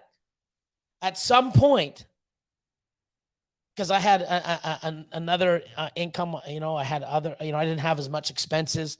So I didn't need to take money out. So I could live off of that and just keep growing this and respend and reinvest and reinvest. Then I got to the point where here I am. The only real thing is when I started taking money out to pay myself, it's like, and pay staff and pay this, it's like, oh shit, I can't just go buy anything I want right now because I don't have all that money because it's got to go to other things besides just buying more snakes and racks and growing. So if you want to grow, it's hard to grow when you're pulling out money and animals that is there for your future. I mean, that's something, more that I'm trying to do something like that where it's, like on my Patreon where I can, teach people, and I'm going to do it with numbers that I have in the past. Like, here's, person A, person B, person C. Everybody wants to make it here. Not all three will make it. Some might take 3 years later or 4 years later, but you're only going to grow and hit better animals with the stuff that you have now. So the more you have, the more you hold back, the better genes you buy, the more you have, the more you produce, the more you're going to hit the better numbers, and then when you hit that, then you're like, okay, I'm comfortable. Now I can take some out and I can live and I can still do both. But the first year or two was like, fuck, let's go. I can't do that. Oh my God. Like, no, if I do that, then I don't know how I'm going to do this. And sometimes I overbite my step. Like, it sucks. But I mean, I'm glad there's people that work with me and it's like, some things aren't always good. Sometimes there's this and that. The market right now is a little slow, Christmas, the economy, not being able to ship until next month, end of March, April, that'll start picking up, everyone's, out of the Christmas blues. So it's crazy. But how long did it take? It took me a long time because my vision was to grow, The more I can hold back, the more I can produce, the more numbers I can hit, the better my odds. But if you take, say you have, and my mentality is, if you have 10 $5,000 females and you sell them for 50 grand, you can probably use that to live. But in 2 years, those $5,000 females with the right male should give you an average, 20,000 with the right male? We'll say 10,000. Okay, let's just say 10,000. And that's pretty simple. You have a $5,000 female with genetics and you raise her up and you breed the right male, which should be at least 10. Let's just say $10,000 clutch. 2 eggs, 5 eggs, 8 eggs, you average. So those 10 eggs, or those 10 females at 5 grand, you sell, you have 50,000 today to live off of. In 2 years, you cost yourself 100,000. Yep. Year 1. Year 2, another 100,000. Year 3, another 100. You've lost $250,000 in fucking 3 years by taking 50,000 out now. Plus, you're not hitting the genetics. You're not. Do you understand that? Business, forecast, analysis. Businesses do that. Where's the market? What market am I in? What am I making? What's out there now? What's my competition? What's my forecast? What's my production? What's my cost to produce that? You got to treat it like a fucking business, people.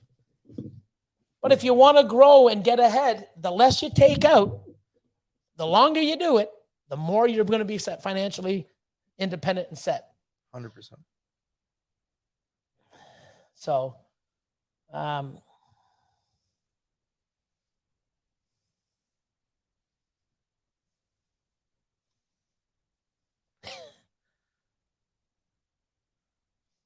there you go. See that?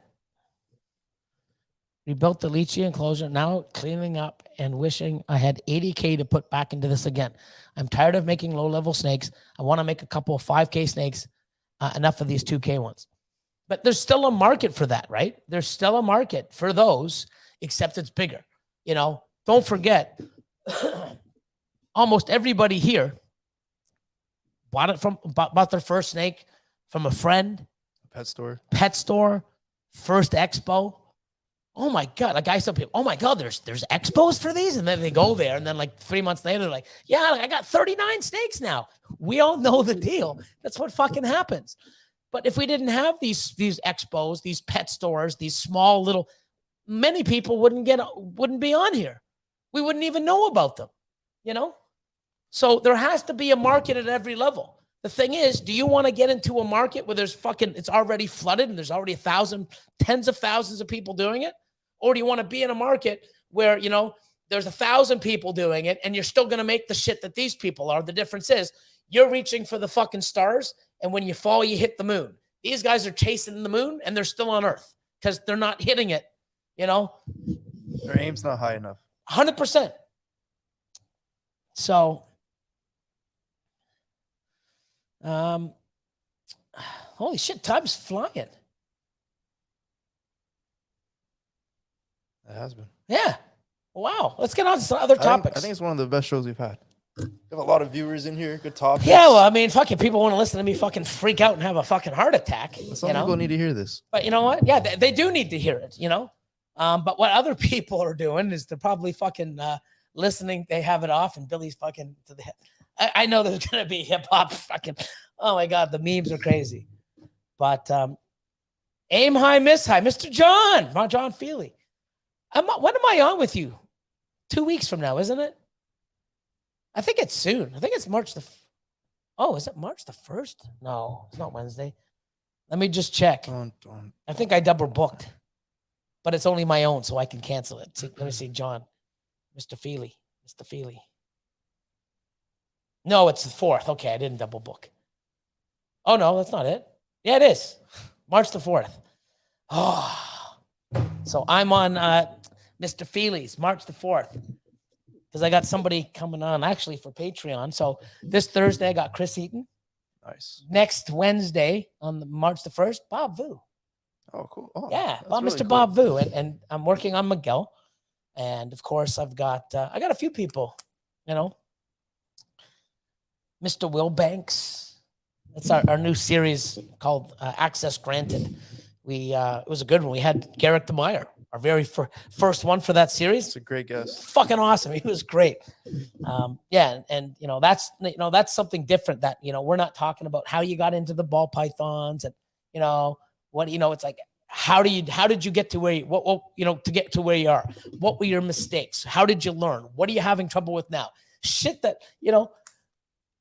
finding out why he got into the ball python doesn't make me a better breeder or keeper. It doesn't. It's just personal. But I can get that from any other podcast in the world. I want to know what the fuck is hard for you, how you fucking manage it, what you're doing now. And you know what's great? There's a lot of things that he's doing or has happened to him. And I'm like, holy fuck. So I'm not the only one.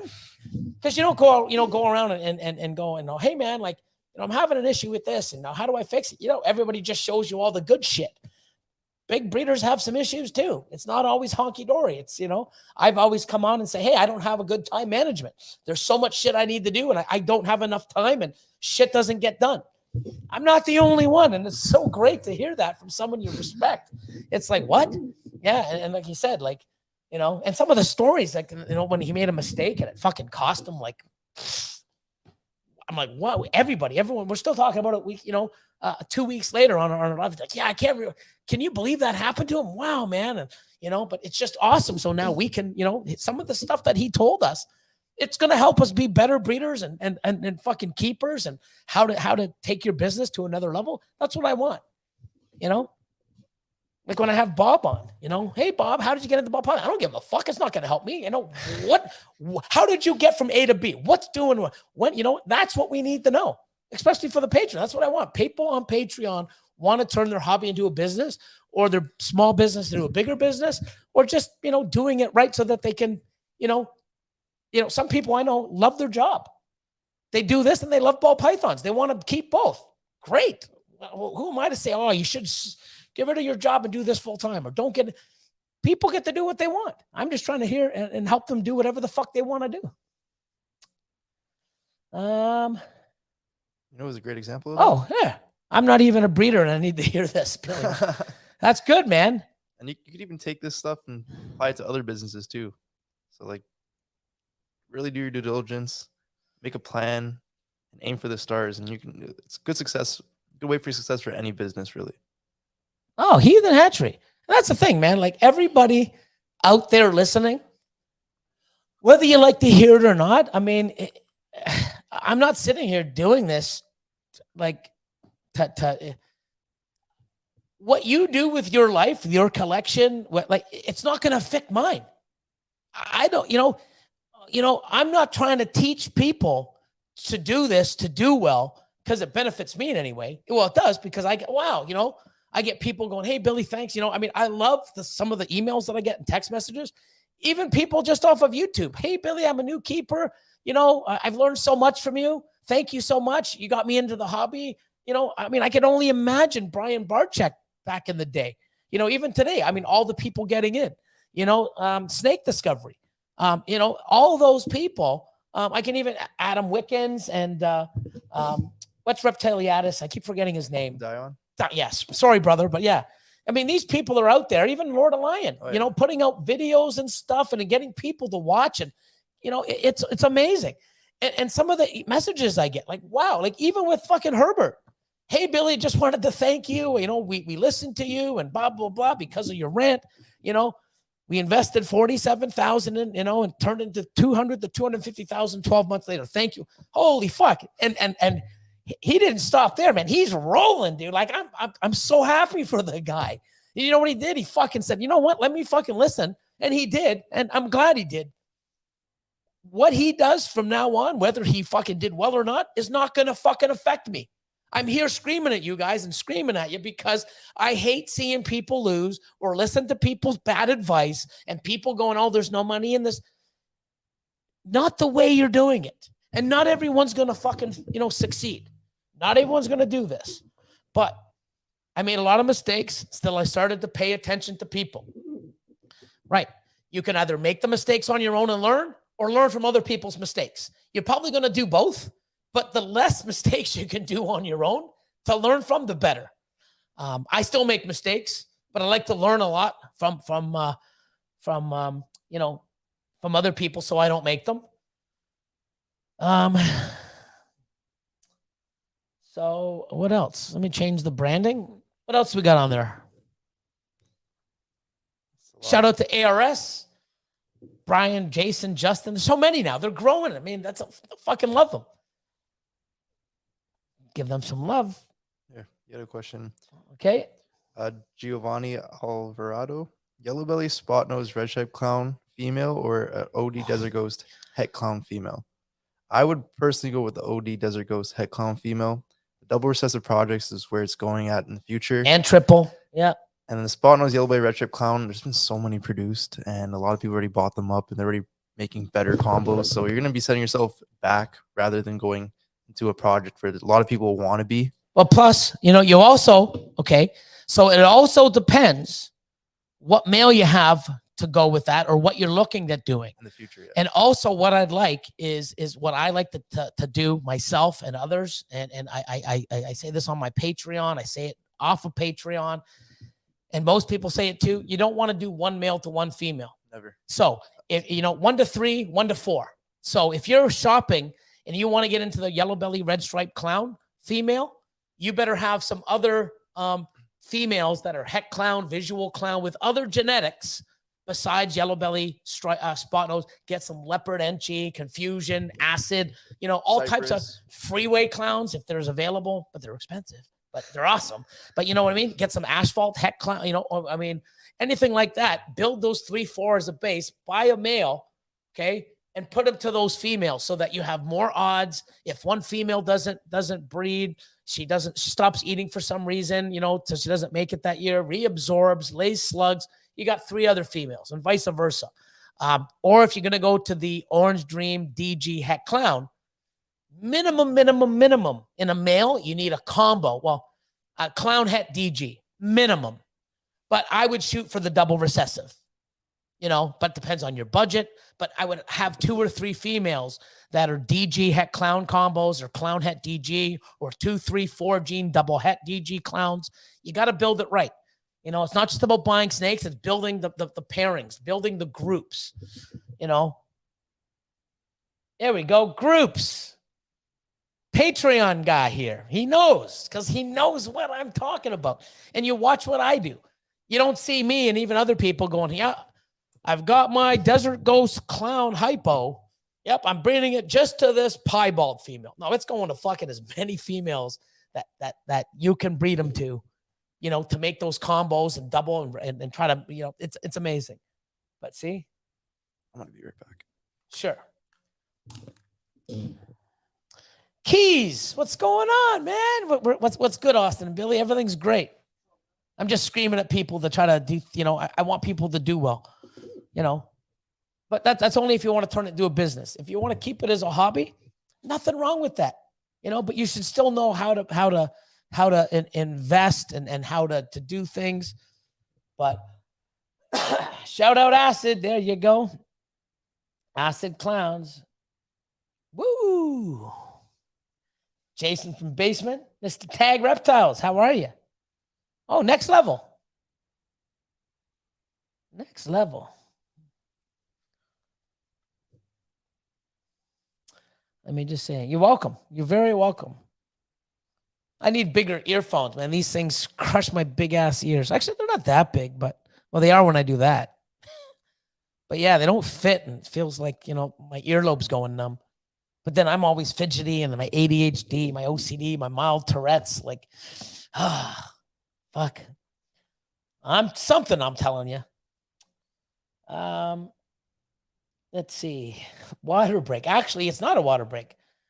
You know, he's releasing water, I'm pretty sure. But yeah, I think I don't really know because I don't really get his personal stuff, but he doesn't do that anymore here. So I think he gave it up. I'm pretty sure, but good for him, which is awesome. Salvador, thanks for all the good advice. Never fail with the motivational speeches. Well, I don't know if they're motivational speeches, just telling you how I fucking feel. You know, I mean, if you want to take them as motivational, inspirational, great. But one thing is I know what I'm talking about. You know why? Because I've done all the other stupid stuff and it doesn't do anything. I started changing and adapting and listening and trying. I'm doing fucking pretty good. And when I look at other people and talk to other bigger breeders, they have the same sort of, yeah, that's what I do too. Oh, great. So I'm not the only fucking guy knowing this. It's not like I'm telling you stuff that's world fucking groundbreaking. Oh my God, let me write this down. It's never been heard of. I'm repeating the same shit that we're all doing. Just you guys just need to fucking clean out your ears and fucking listen and go, wow, you know what? Let me try it and see. And then when you do it, you're going to go, holy fuck, this does work. You know? And it's not just about spending money on big snakes. You got to have the fucking time, the space, the knowledge. You got to, you know, ask Herbert when he bought an ultrasound, or anybody who's bought an ultrasound, you know, on my Patreon, I get it to them at cost, you know. So Breeder Circle, they're 24, 25, 2,600. I get them for 18 now. They were 17. They're 18.30. So discount rate. You order right from the manufacturer, they send it. You know, when people get it, oh my God, this is the best thing. Oh, I'm not stressed out anymore. I know exactly what to do and when to do it. This is the best thing. Got 5 more fucking females that I didn't think were going to go this year. Thanks, Billy. That's another thing. Oh, you don't need an ultrasound. No, you don't. But when you have one, you're not going to fucking bitch, you know? So real talk time. Jamie, RC, what's going on? It's been a long time. I think the last time, oh no, you're here, always here, but I always see your name. But I think the last time was probably, it's been probably a few months. I got to get some time on one of Chris Eaton's, you know, Zoom calls. Who are these guys? Great advice. Who's Bayi? Who's Bayi? Spell my name right, guys. Conduit Constrictors. Awesome guys. Other guys listening. And you know what? You go follow. Well, everybody should be following everybody in here. But go check out Conduit Constrictors. Fuck, man. They're listening. The heat that they're buying and what they're doing, if they don't do well, it's because they're not fucking breeding them or feeding them. You know, look at Miguel, you know. Oh man, yeah, the only reason why he has that because he bought big animals. No, he bought big animals, learned the genetics, learned how to pair them, put the work in, did what he had to do, ultrasounded, paired, fed, put the work in, and that's what he got. You don't just buy high-end snakes and everything else works out, you know. But yeah, man, love it. Thanks for popping in. So,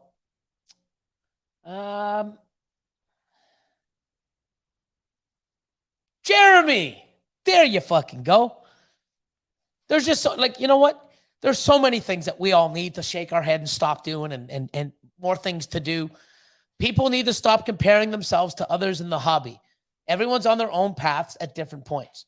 We can say this a million fucking times. It's not going to get out of people's heads. They, oh, I want to be like this. Oh, I want to do that. Oh, I'll never be able to fucking, catch up to Justin. No, and you shouldn't have to catch up to Justin. You should be going your own way so Justin can't catch up to you. Exactly. You know what I mean? Like, fuck people. You know?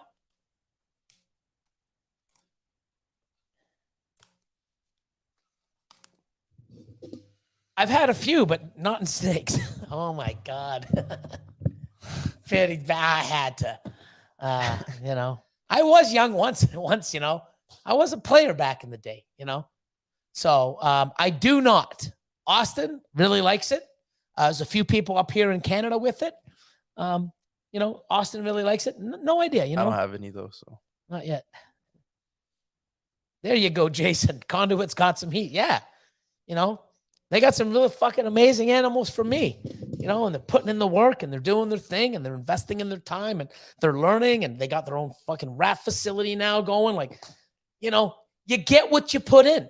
But what's great about, the Conduits family is they have a background in, they're all entrepreneurs, business. They've got, they've got that in their blood. They know what to do. They're just applying it to ball pythons. People don't think ball pythons is a business. They don't treat it like a business.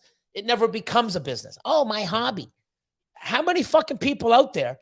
Oh, you're gonna breed snakes. Who buys snakes? I don't know. Fucking $1 million fucking dollars worth of people buy fucking snakes. That's just for me.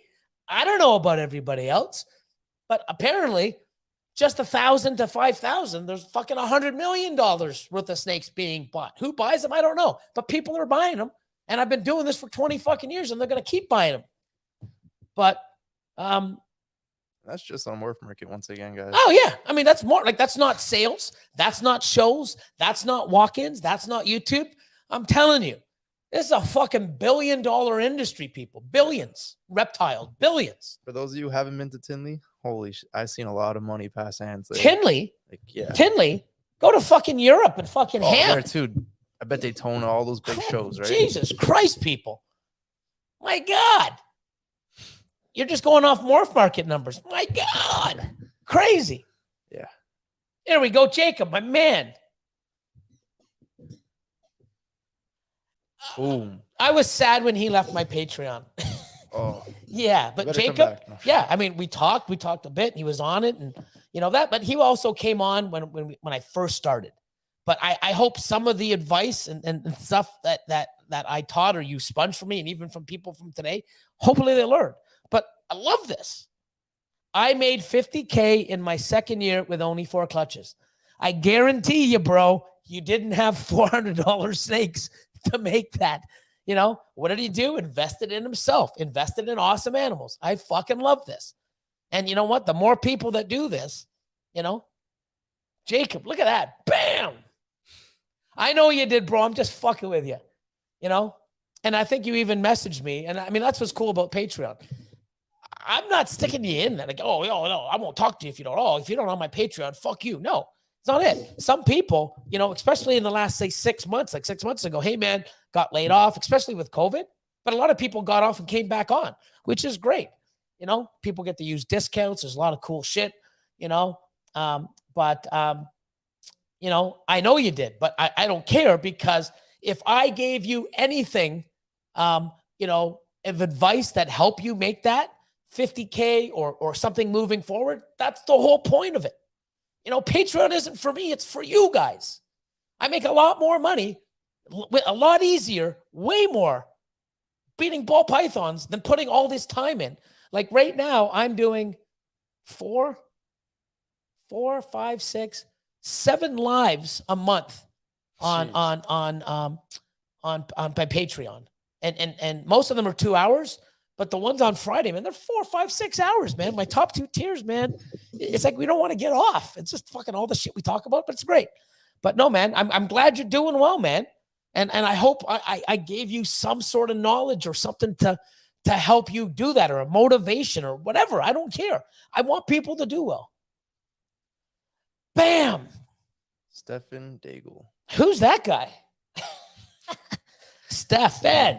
DG Pied or DG Clowns? I like both, but I'm doing my DG Pied stuff also with Enhancer. I got my DG mostly in Pieds. I do have DG. I do have double het DG Clown stuff, but it's also Pied. That's probably going to go into my DG Pied Krypton stuff. But you can't go wrong with either. But so many people have DG Clowns. Yeah. But DG Clowns, there's more Demand. Not only demand, but there's more combos that you can make and more genetics that you can fuck with Clown than Pied. Because Pied, you can't do butter. Like Bell stuff's no good. You know, spot nose, champagne, het red xanthic, any of the black pastels, fucking cinnamons. It's got less of a gene pool, but I like the space. Imagine all the crazy Pieds now having DG and Enhancer. I'm doing it. Yeah. So it's preference, right? So what the hell is this? We got a super chat? I didn't even see it. Probably at the bottom. Yep, there it is. Oh, there it is. That's why. Next level morphs. Thank you for all the free knowledge and entertainment you've given me and the entire community over the years, Billy and Austin. You too. Oh, thanks. I like being able to do. I mean, we're not doing anything special. We just like, hey, let's do a video, and we just fucking roll it. When you come here, it's the same thing. We do the same thing here as we do on the video. We don't change because the fucking camera's on. At least I don't. I don't think these guys do too. I mean, good night. Yeah, he's his beauty sleep. Is that a scarecrow? What the fuck is that? A wizard. What the What hell? dreams are you having, Matt? If He's that's in Harry a Potter. wizard, yeah, he must be or something. I mean, look, what the fuck new logo? I'd rather have the cat back. That's sort of creepy, man. Oh my God. Give me the cat with the weird eyes back. Matt, Where are you finding your fucking? do a post of you flexing, man. Do it. No, please not. I don't want to, Anyways, you can never, Jason, you can never have enough DG Clowns. Correct.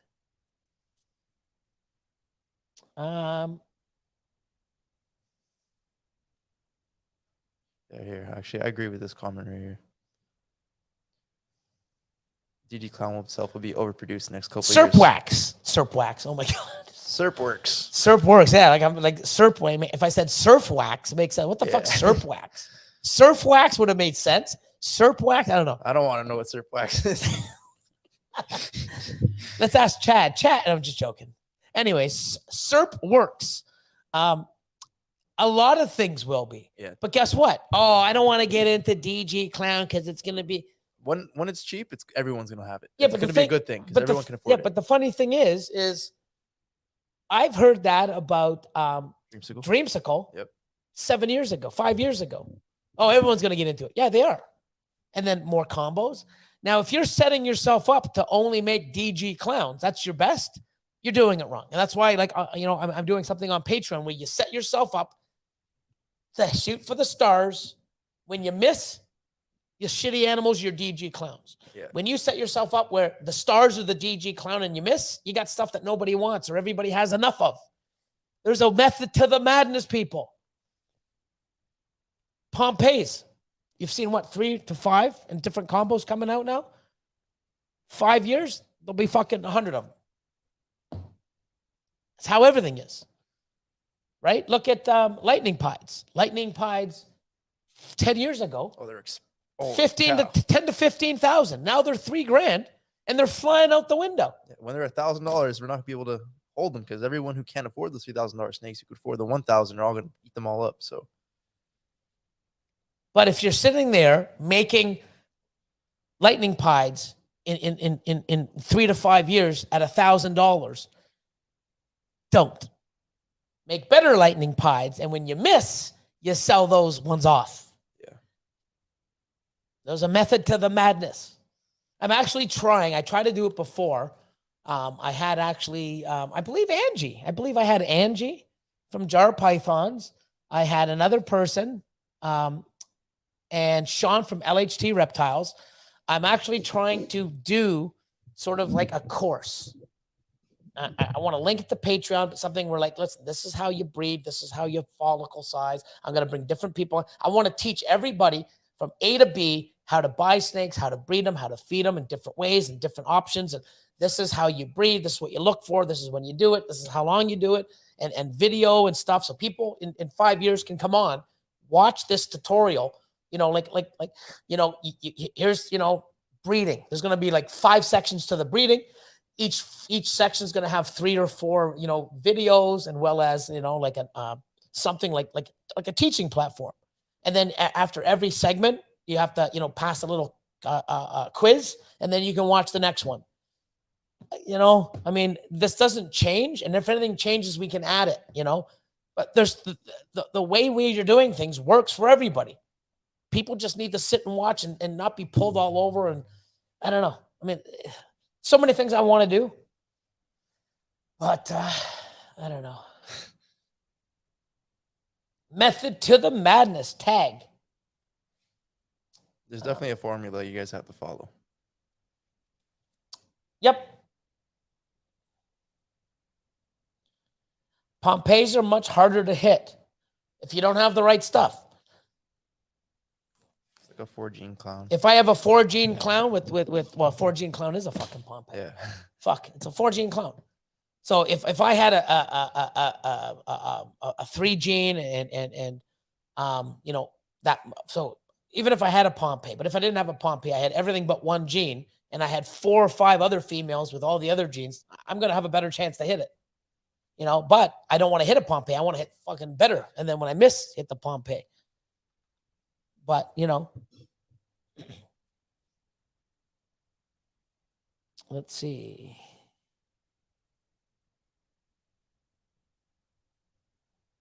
Let's see. Sweet plan. Giddy up.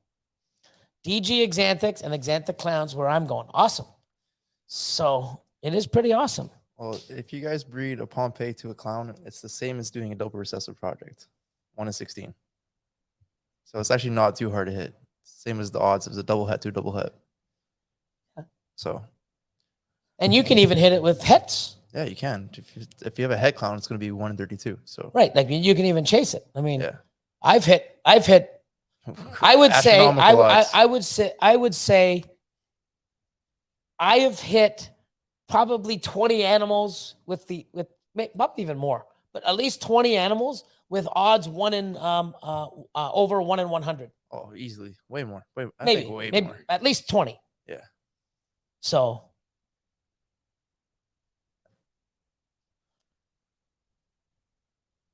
Here we go. Watch this. Can I read it? Beagler Pats. The problem is people think you have to be rich to get started in ball pythons, and that's not the case. Hard work and yeah, and something else. He hasn't. Oh, and a goal. That's true. That's what I'm saying. But the thing is money helps. Money helps, Yeah. But you got to know what you're doing, keep learning, putting in the work, understanding what you're doing, and have a purpose. Why did it I don't care that you've got $7,000-$10,000 snakes. If they're not the right genetics and you breed them together and they're going to be train wrecks or all white snakes, I don't give a fuck if they were $50,000 snakes.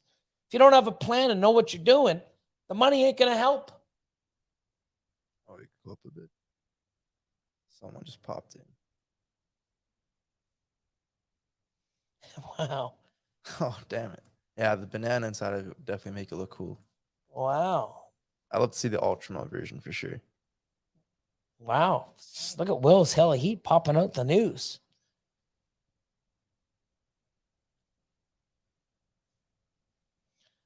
Wolfgeist, how are you? That was my issue when I started. I had the money, but no plan and not enough understanding of what I was doing. Just because you have money doesn't mean you're gonna be successful. In anything. You gotta know what in you're doing. anything. Yeah. You know, and that's what I'm saying. Like, have a plan. If you have a plan and you know what you want and you go after it and you put the money where it should, when it should, and you basically go and have the where did I get lost? I'm actually looking, trying to read. But if you have a plan and you know what you're doing and you put the funds in the right spot and put the time in, and you don't even have to have all the money, because you can buy the stuff and put the time in to compensate for it. Because just because you buy a snake doesn't mean you're going to hit the odds. And I've had animals that I've been in a project for 4 years and missed, and someone gets into it first year, and they hit. I'm like, for fuck's sakes, I've been trying for 4 years. It's just how it is. Look at Justin with the Sumified. How many clutches did he have? 7. Yeah, wasn't it 56 babies or something like that before he hit one? Before he hit one. So, and then someone nowadays will go, hey, I did this to this. Oh, look at my super pipe. Like, what the fuck? Yeah, mahogany hip pied, first clutch, they get it. So. Yep. What else is there? There we go. I'm trying to rework my collection now, trim down and focus on specific. I'm doing the same thing. Just haven't had the time to do it all yet, but that's what I'm doing. Look at these guys. Bam. Look at that. Look at that logo. Damn. It's the first time I've seen it. Actually, I bet you it's on there. I just haven't on their Instagram. But that's what we did at the beginning. Sold all of those after speaking to you, and we're on the right track. These guys here, okay, they were just here picking up snakes from you too, right? Yep. Yeah, they're always here picking my brain, picking his brain, And let's see, Patrick and Scott. Oh, look at this guy right now moving. Oh, there he is. About to jump in the pool. So Patrick and Scott come, and I don't think they've probably come to the facility 7, 8 times. This new one? This one, yeah. Maybe 10. 10 or under. I don't think they've ever come and they haven't had at least 4 to 5 questions every fucking time. They come, pick up an animal, do this, do that, ask fucking questions. Awesome. You know why? It gets them to understand what they're doing or getting on the right path. They're always asking questions, even though they're already doing things right. But they also say, what do you think we should do? Is this a good pairing? I think it is, but I want yes, it is, or maybe not. Like, it's great that they keep learning, that they've invested in some amazing projects. They're still learning, still asking questions, still building, still trying to figure out what they're doing and how to do it right, because they're going to be going, and they've got the experience. So they're doing amazing. Holy shit. So shout out to Scales Unleashed. Look at this. Oh, about time. I'm not coming in March. I'm trying to get there in October. So I expect to see me there in October. Yeah, I'm not making the March show either. So I have a feeling we might be going a little bit longer than 9, just a little bit. You okay with that? Like 15 minutes, maybe? I'm not sure. Well, if not, he can fuck off. Fuck you, Austin. I haven't eaten dinner yet. That's why I'm kind of starving. You know what my dinner was? I seen you eat lunch and stuff. What was that, beans and stuff? No. Oh.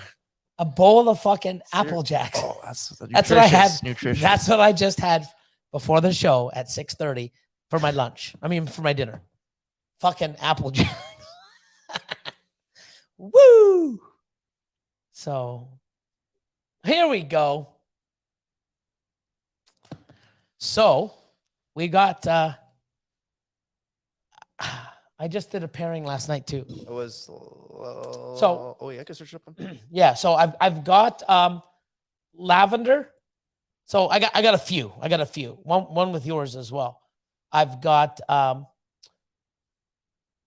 lavender double het male. I have a lavender double het clown pied, and he's breeding right now with a lavender het clown 50% pied With markers. with markers. So that's a very good one. What's that? 1 and 2? No, 1 and 1 in 16. double het to double het with the visual. Yeah, 1 and 16. So there's that. I have your Enchi pied double het lav clown to fucking so much. Like, Oh yeah. like, It's one of the stuff that's not even in the Holy Grail project. yeah, I've got a lot of things. Clown pie stuff. But shout out to Dreamsicle KG and D. One thing I've got locked up right now, and I wasn't gonna do it, but I'm like, fuck it. Special leopard yellow belly double het clown pied to special leopard yellow belly double het clown pied. Fuck it. Boom. Charlie, what's going on? Reagan Renee Royal Pythons. Heard this aside. Yeah, you speak. Heard this advice last year. Rebuilt, now shooting for triple recessives this year. And the misses should be combo 1 to 2 recessives with 2 to 3 more heads on top. That's insane. Yeah, that's what you want to do. Yeah. And you know what? It's not a sprint. It's a marathon. You're chasing it now and you miss, and you hold stuff back and you do it again next year. And then when you do hit, you got all this stuff growing up that now your odds are better. What the fuck is Chad on? Applejacks kick ass. And then Chad's like, Chad. Asshole Jacks. Chad, what do you have for Brian? Oh my And God. look what he said. Oh yeah. Jack's asshole. That's what he should have said. Don't fucking ask Chad anything. Oh my God. Holy shit, man. What? Oh. What? Wow. He's having that cock meat sandwich. Oh my God. Oh my God. Later, Paul. Have a good night. Oh, see you, Paul. He's I getting got an ready to extra. go. Good night. Yeah, this guy works out at like 3 in the morning. Trooper. Just now getting to the snake room, having a new baby. Oh yeah, congrats! I forgot. Oh yeah. Congratulations. I commented on I think it was Facebook or Instagram, one of them. Congratulations, man. Yeah, the boy's really messing with my schedule. He was on that other podcast commenting saying he's in the hospital. Do you remember? No. You were watching it while we're doing the pairings. It was the girls' podcast. Yeah, but I don't read everything or pay Oh. attention. I mean, Yeah, I try to. I was reading. See? Jesus. Congratulations, man.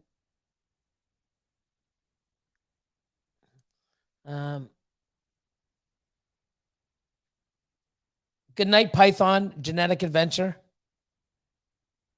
That's what she said. 50 minutes is long enough. That's what she said. 3 a.m. What a trooper. I'm glad we can be inspirations, or at least, help, tell people, to give them motivation to get off their ass, to try to do this and learn more and get better and, follow your dreams, man. Here's one. Tom Milner. Look at that. Looks like fucking Transformer. Optimus Prime. Yeah. Tom Milner. He's like, no, Billy, don't fucking do that. No, I'm changing the logo tomorrow. Billy fucking ruined it for me. How many pairings have you currently got going on? And do you post most of your pairings? And do you do most of your pairings with long-term goal of taking them double, triple root? Not most, a chunk. So, and I recommend this to 25 to 30%. Yeah, but don't forget, how many was that 5 years ago? 10? Oh, it was way less. Yeah. The thing is you got to set what you want to do. I know people now that, first year breeding, all they want to do is quad hets. Great. You're not going to see a visual or that or make any money for 5 to 7 years. But in 5 to 7 years, you're going to laugh. Yeah. But it's a long time not having stuff, promoting sales, doing stuff, it all depends on what you do. How many pairings? So right now in the back, without Austin's collection, just mine and some of the pairings that we're doing. Right now, I think we've got 75 males locked. And most of them are locked. 75 males in tubs. Yeah, but I think like overall females repairing is probably closer to 200 right now. Oh, right Or- now. Yeah. I mean, that's already. just this week, Yeah, you know? And how many gravid we have? Like 40? I think yeah, 40, 50 right now. You know, And got then- like 10 in the And incubator. then over 25 millimeters, which is ready for their last lock. We have like another 40 of them, so Yeah. it's gonna be a big Mr. year. Pierre, thank you so much. Thank you for the love. And I'm coming to Europe quite a bit. April, I should be coming to the Amsterdam show, or the show in the Netherlands. The UK in April. I mean, in May. I'm pretty sure. I haven't confirmed it, but I'm pretty sure I want to come out to the UK. And then, you know, probably Germany at the Ham show in December. Probably going to bring this guy too. Show him how crazy it is. Love to see it.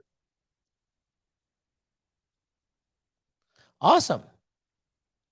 I'm excited to see you on Mum Juice with Angie Squared. That's cool. Angie and Angie. Angie Squared.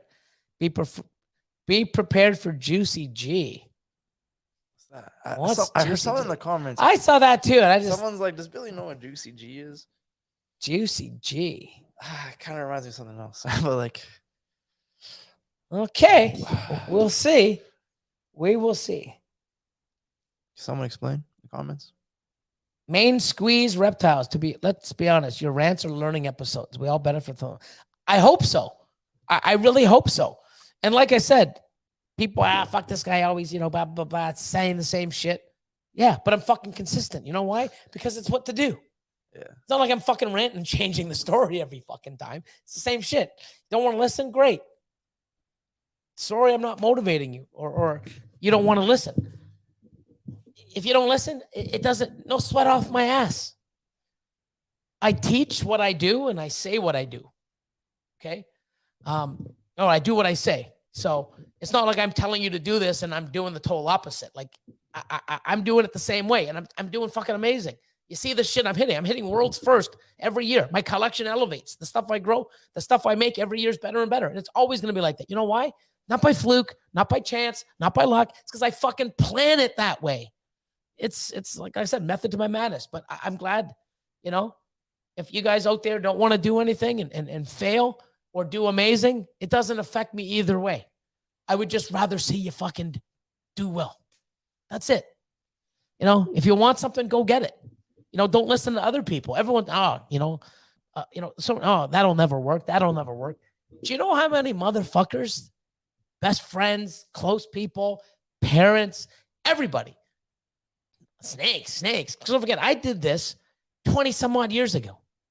I want to do this. I want to breed snakes. Who the fuck buys snakes? They're not asking me that right fucking now, are they? Like, let's see. You can take off if you want. I want to go because we always want to keep them for 2 hours. So I might go for another 10 minutes or so. And I'm gonna do this one too. So Everybody smash the like button if you haven't already. A lot of likes. I think it's one of our most liked episodes. oh really? That's awesome. Yeah. I hope so. Almost at 200 people at one point too. So it's pretty cool. No sweat off my ass. It isn't, If you guys don't want to succeed or just keep doing what you're doing or get out of the industry, it's not really going to affect me. Unless everybody leaves. No one's, I mean, Yeah, it's not happening. it's not happening. It's not, I want to see people do well. I was an underdog. Look at me now. I've had shit happen to me. Look at me now.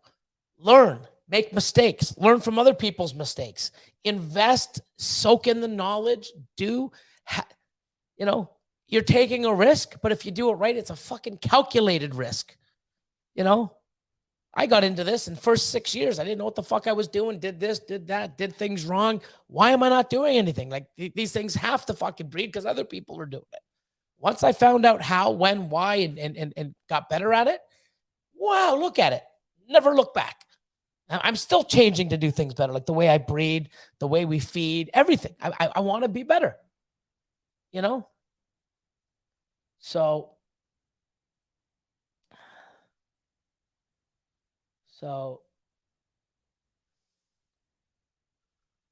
thanks. Thank you. We just got an ass sweat reference. So I guess Juicy G is on vacation. Oh no, So that's a person? I know what it is now. Uh-oh. Is it, can we say it on the air? I'm not gonna Okay, I'll just wait. I'll show you. Oh, Yeah. okay. Well, we'll see. Powerhouse. You have to stop caring what other people think, just like your Patreon. I was just going to say, I was going to say, dude's fucking referencing my, oh, that's Earl. Is that Earl? Oh, it's Earl's shirt. If that's Earl. I think it is. There's the beard coming on the front. Yeah. Oh, it is Earl. So like I said, I have a thing called Motivation Mondays, and I have Throwback Thursdays. There's a lot of stuff that I'm adding to Patreon that's always been there, and I always put up videos or inspirational stuff, especially Mondays. You have to stop caring what other people think, just like the Patreon video I posted this morning.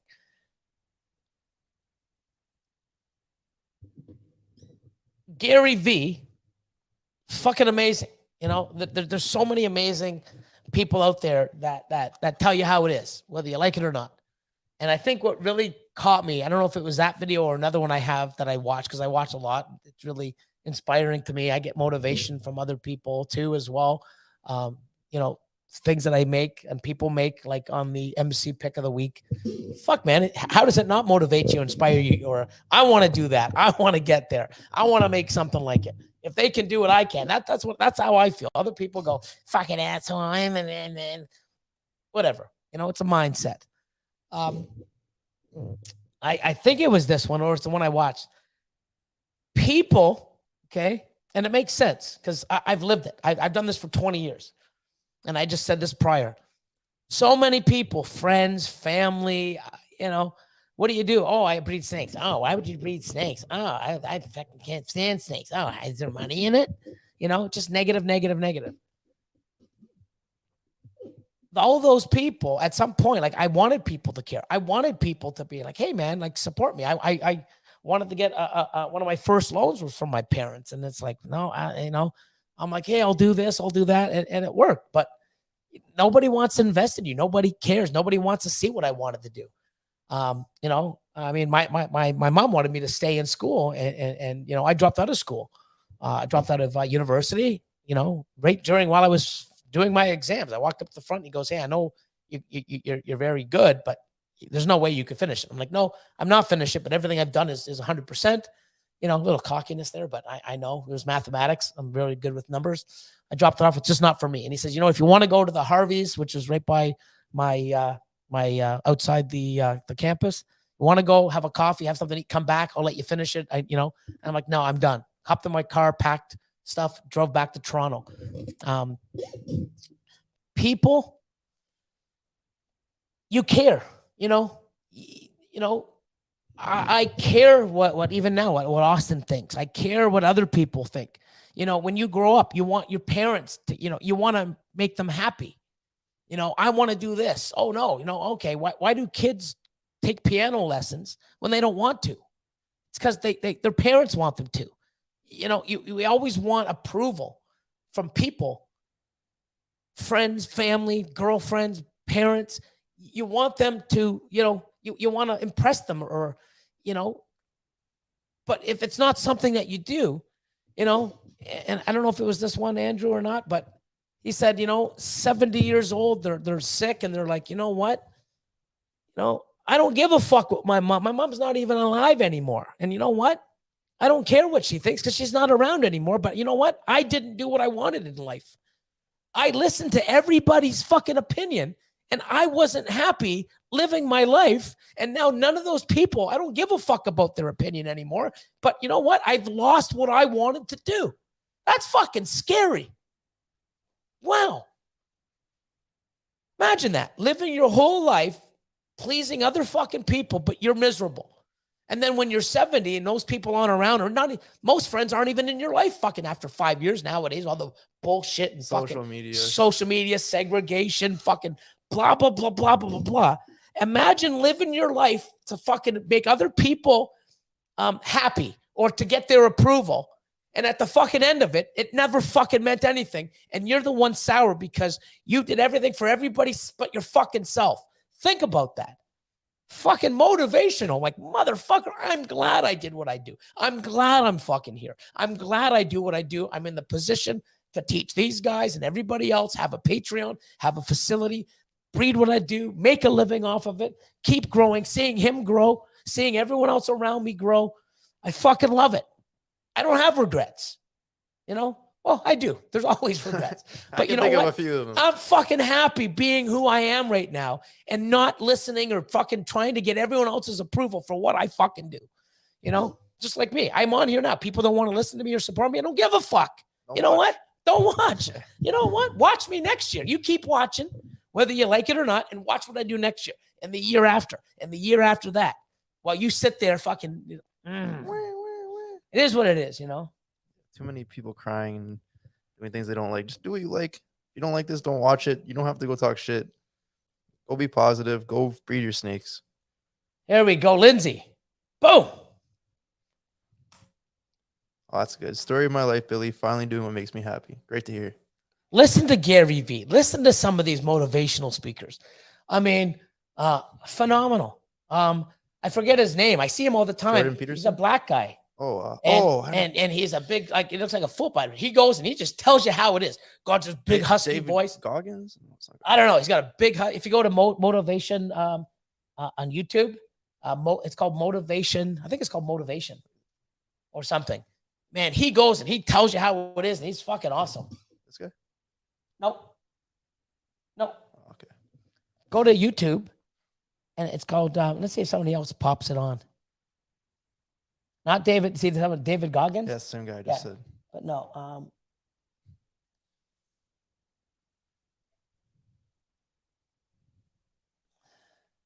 Eric Thomas. That's it. There you go. Type of Eric Thomas. Man, when he speaks, it's just damn. Like, you know, Gary Vee. Like, I'm not fucking the world's first bringing this shit up.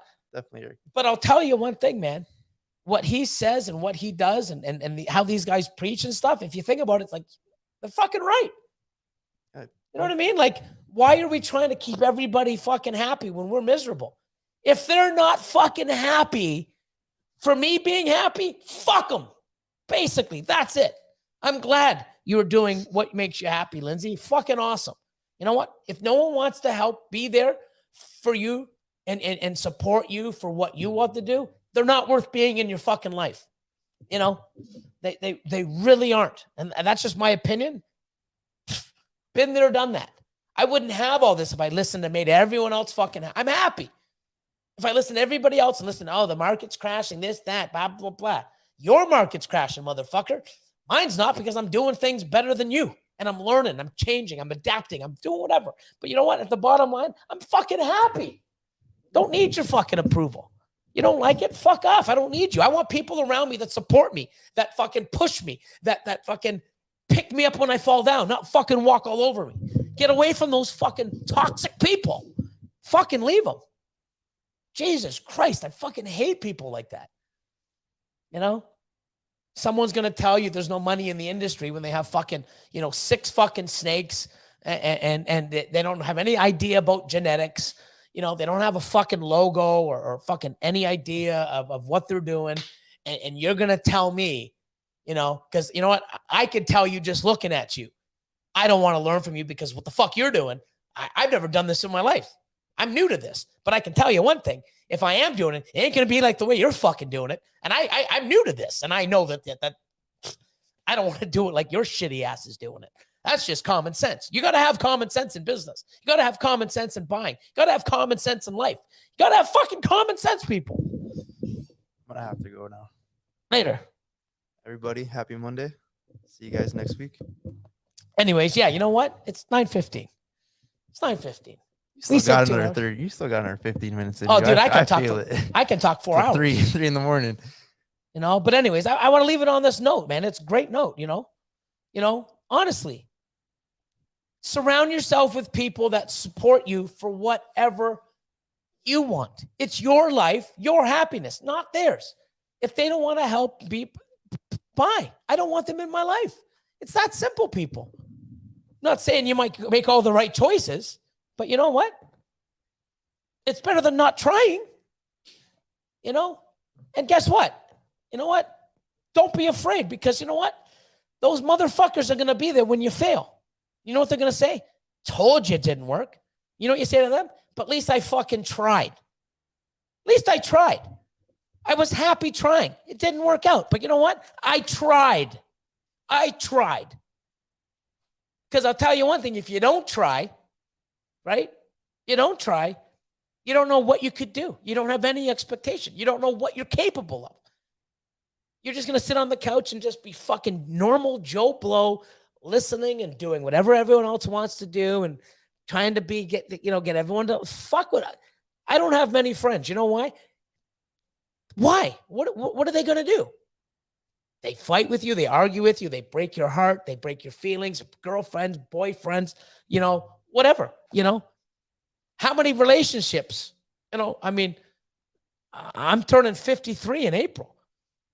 I probably had 40 relationships in my life. Guess what? Nothing's meant forever. I've learned from some stuff, made more mistakes than others, and did this. You learn.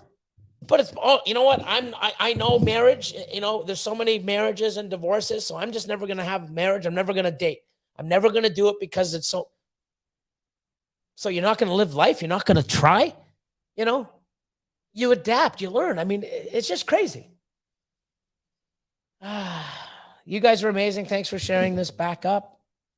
This industry needs you guys. I hope so. They need a lot of people. It's not just us. It's the mindset.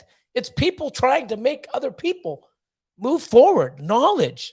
Like I said, people, this guy here always bitching and complaining. But yeah, you know why? And then when you listen to it, it sinks in and you do it, you're going to see fucking results, So I don't know. Life is too short for the ugly. Yep. I don't know. I just birthday cake in April. I just want to see people do well. I know what it feels like to fail. I still fail. It's not a good feeling. But when I fail, it's not because of lack of trying. It's because I didn't know, or I entered new space, and that's the thing. In the last, year and a half, I've got a good buddy, a good old friend that's supporting me and helping me and learning, and we've invested in some businesses together, piggyback each other's knowledge. And then I have someone else that now is teaching me about, an industry that I have no idea about. He knows a lot about that. I take advice from him. I know a lot about what I do. He takes advice from me. And guess what? Amazing.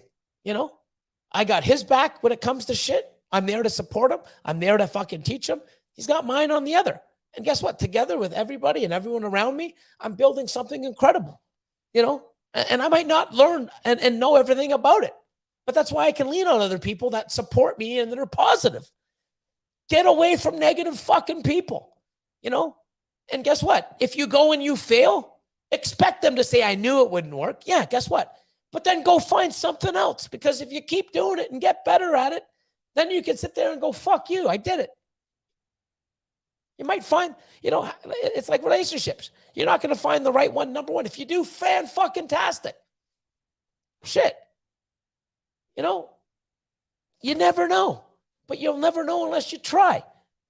And these people are going to be negative no matter what. Even when you do well, they're going to be negative. Look how good Miguel's doing. Oh, the only reason why he did is because he had money. No, nobody's fucking happy because they're fucking sitting there making complaints and fucking justifying why they can't, excuses. You know what? Fuck the excuses. Get off your ass and get it done. There you go, Wolfgeist. I'm not saying this isn't just one person. This is a lot of people. Most people listening to this don't even realize that they're doing everything in their life for everyone else except for them. Stop it. Stop. You know, unless you're happy pleasing everybody else and being miserable. You might not even know you're miserable. Fuck, man.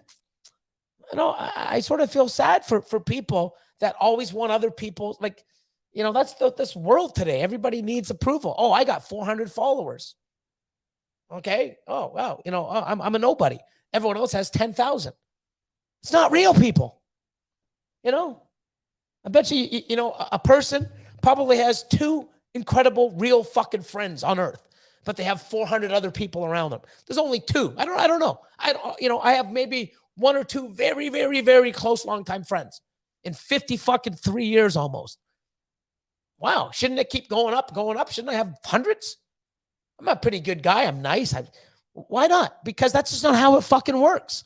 So why try to please everybody? When I do these videos, I don't give a fuck if I get 5 views or 1 million. Don't give a fuck. You know what? This is what I do. This, you don't like it? Don't care. I'm not doing this to get friends. Oh, boo-hoo. I only got 400 people watching my fucking thing. Oh, my life sucks. Well, I'm a loser. No. You know what? I'm still going to do what I do and love it. This doesn't measure, you know, your success. You know, people doing podcasts that are starting out getting 100 viewers, or it's better than 0. If you're happy doing it, who gives a fuck about the number? Like, stop, people. We're living in a fucking stupid world where, you know, the more fucking followers you have, the more relevant you are. Go fuck yourself. These fucking stupid people don't even know how to fucking cook, don't know reality. They have no idea what a job is. Wait till the real world hits you and social media crashes, or there's a new thing, or you're not relevant anymore. You're nobody. You're fucking worse. Ah, don't get me going. Ah, my God. It is what it is. Daniel Gomez. I got inspired by Miguel from AEP, even with the negativity. You know, I started not caring. Whatever. Yep. Love the way you think, Billy. Thanks, John. Oh, thanks. I just tell everybody how it is. You know, do the best with what you have. Sometimes you have money, sometimes you don't. If you look for the opportunities, you will. If you look, everybody thinks it's going to come to them. All these entitled motherfuckers think that everything should be knocking on there. Go out and knock on the fucking doors yourself. Knock on 100 to get 1. You know, like, wow, back in the day, we had to go get it. You don't just sit here and wait for it to come, because it doesn't happen. Your life fucking goes by and it's like, oh, yeah, no, I just got the shit end of the stick. No, you were waiting for the shit end of the stick. You should go out and fucking like, like, it's a mentality, people. It really is. You know, I'm not making up new things. I mean, this is all common sense that other people are saying. Just nobody wants to listen to it. You know? I don't know. Keep going. I need it. Like, man, like, you know, try to keep it real. You know? Seriously inspired by you and your crew. Awesome. You know, they've seen what I've done, what I'm capable of, where I failed, how I get past it.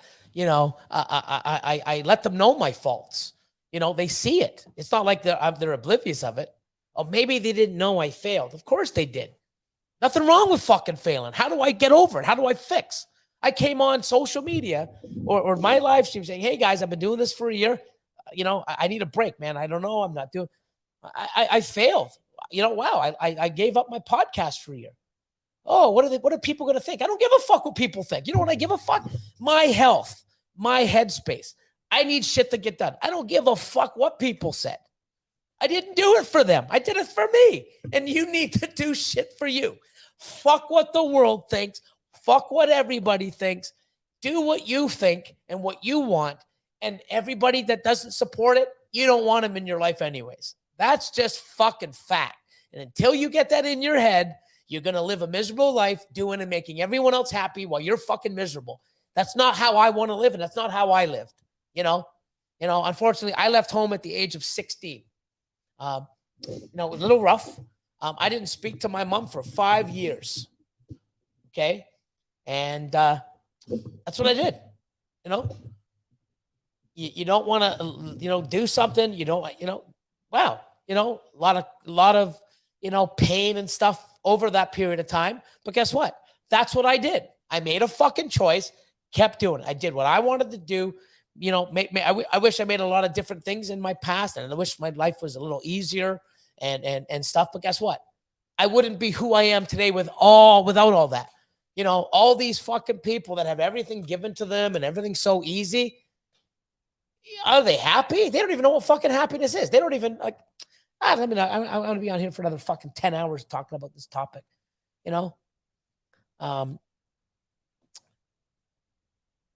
Grass is greener on the other side of the fence. Depends on the side you're standing on. Yeah, Thanks, Will. I just really, wow, what's this?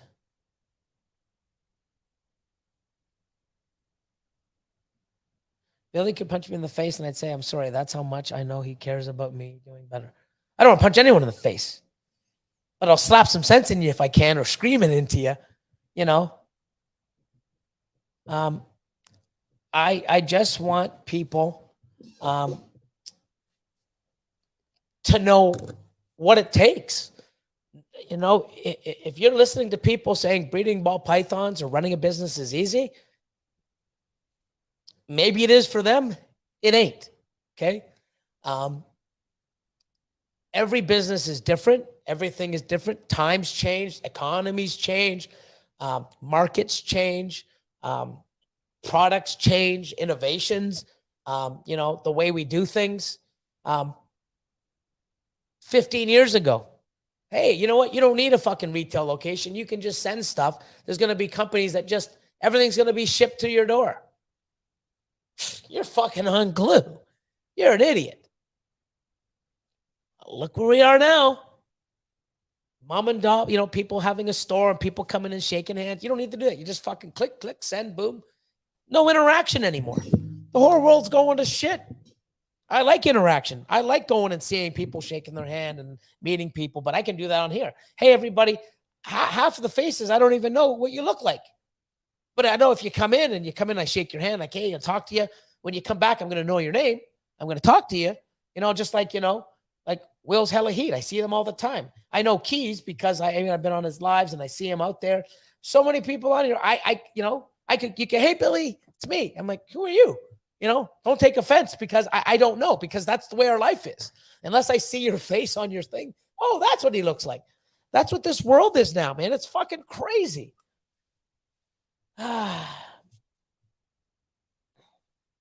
Raven and Nathan, just getting here. What's up? Just screaming about the world and everything in it. Condo, thank you.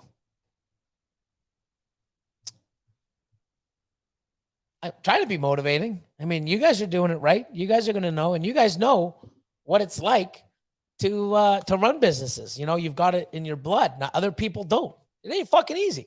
And every one of your businesses that you have, there's been hiccups and stuff, and you've had to learn and adapt in each one. And if you persevere and do it, and you want it bad enough, and you keep learning, and you put the effort and work in, guess what? It usually does well for you. Nothing's fucking easy, people. But yeah, I'm gonna take off. The old way is better. I don't trust anyone I haven't met face to face. But yeah, we do, man. You know what? You look at a photo. You look at the Instagram. You look through their photos, and within 15 minutes, you either like them and have a good positive, or you don't. Oh my God, I like this person. Here, take my money. Fuck, it's crazy the trust we put in at a fucking phone, to an internet, to fucking pictures. It's fucking crazy. A lot of these people won't even realize it because you guys were born with a phone in your hand. Fucking nuts. We didn't have phones when I grew up. Then we got a thing called a pager. We had phones on the wall that you could only answer. Like, we didn't have MP3 players. We didn't have headphones. Well, we did those big, but yeah, it's nuts. video games. I mean, it's internet, like different times, man. But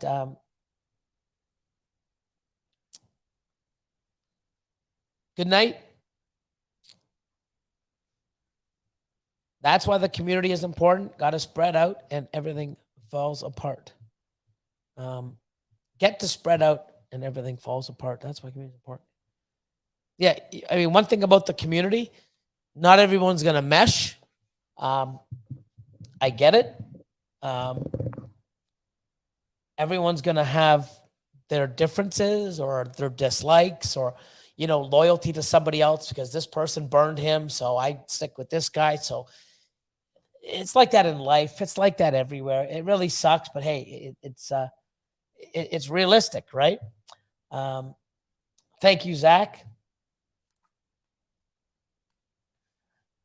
Awesome. Good luck with that.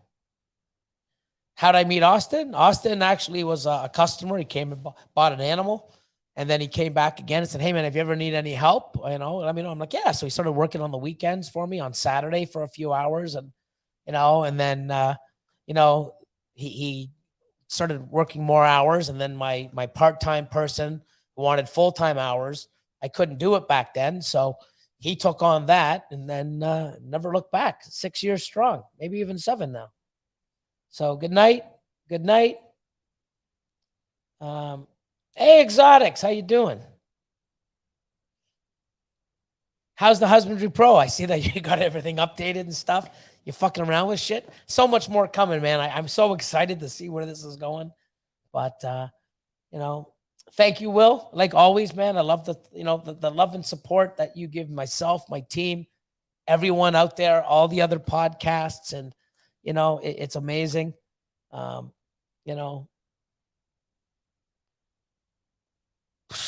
more effort something requires, the more rewarding it generally is. Nailed it. Like, yeah, studio cold blood. Amazing. Facts. Have a great night. Go get some real fruit. Yeah, I hear you there, Max.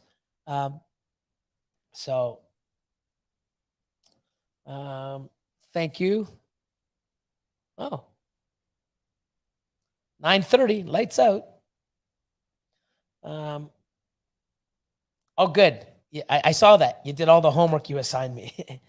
Yeah, if anyone, I give people homework on Patreon sort of things. I call it homework because, we talk about stuff and, hey, this is what you need to do. When you do it, get back to me. We'll talk about something. Okay, why don't you change your list or make modifications so I can see, Patreon isn't just me fucking telling you what I do and how to do it. I want to explain to you why and see what changes you want to make for you. And, I assign homework. And, many people do it. And when they do, they see the benefit of it.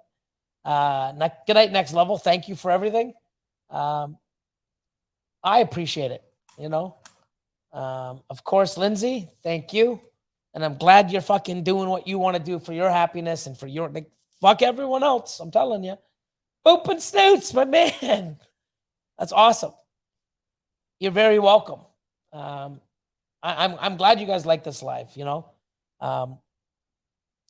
hopefully this, pays, knocks some sense into people, or, it wakes them up a little to start like, maybe he's right. Let me look into it. Anything to push you in the right direction is what I want to do, and it shouldn't just come from me. Other people should be spitting and saying the same shit I am. And anybody successful will tell you the same shit. Anyone doing this business, it's not easy. Like, oh, Justin, it's so easy for Justin. I doubt it. He's got his own things he's got to deal with, humps that he's learned, shit that he's got to deal with, fucking haters. And I mean, it's not easy. But guess what? We do it because we love it, and we really don't give a fuck. No matter what you do, whether you're a saint, you're a perfect, there's haters everywhere, no matter what you do, no matter what industry, no matter what. You're very welcome. Oh my God, Mr. Bob, how you doing? Wow. There we go. See you next Monday. Actually, hopefully I'll see you at the expo on Sunday. So I hope you see you Sunday and here on Monday. But good night.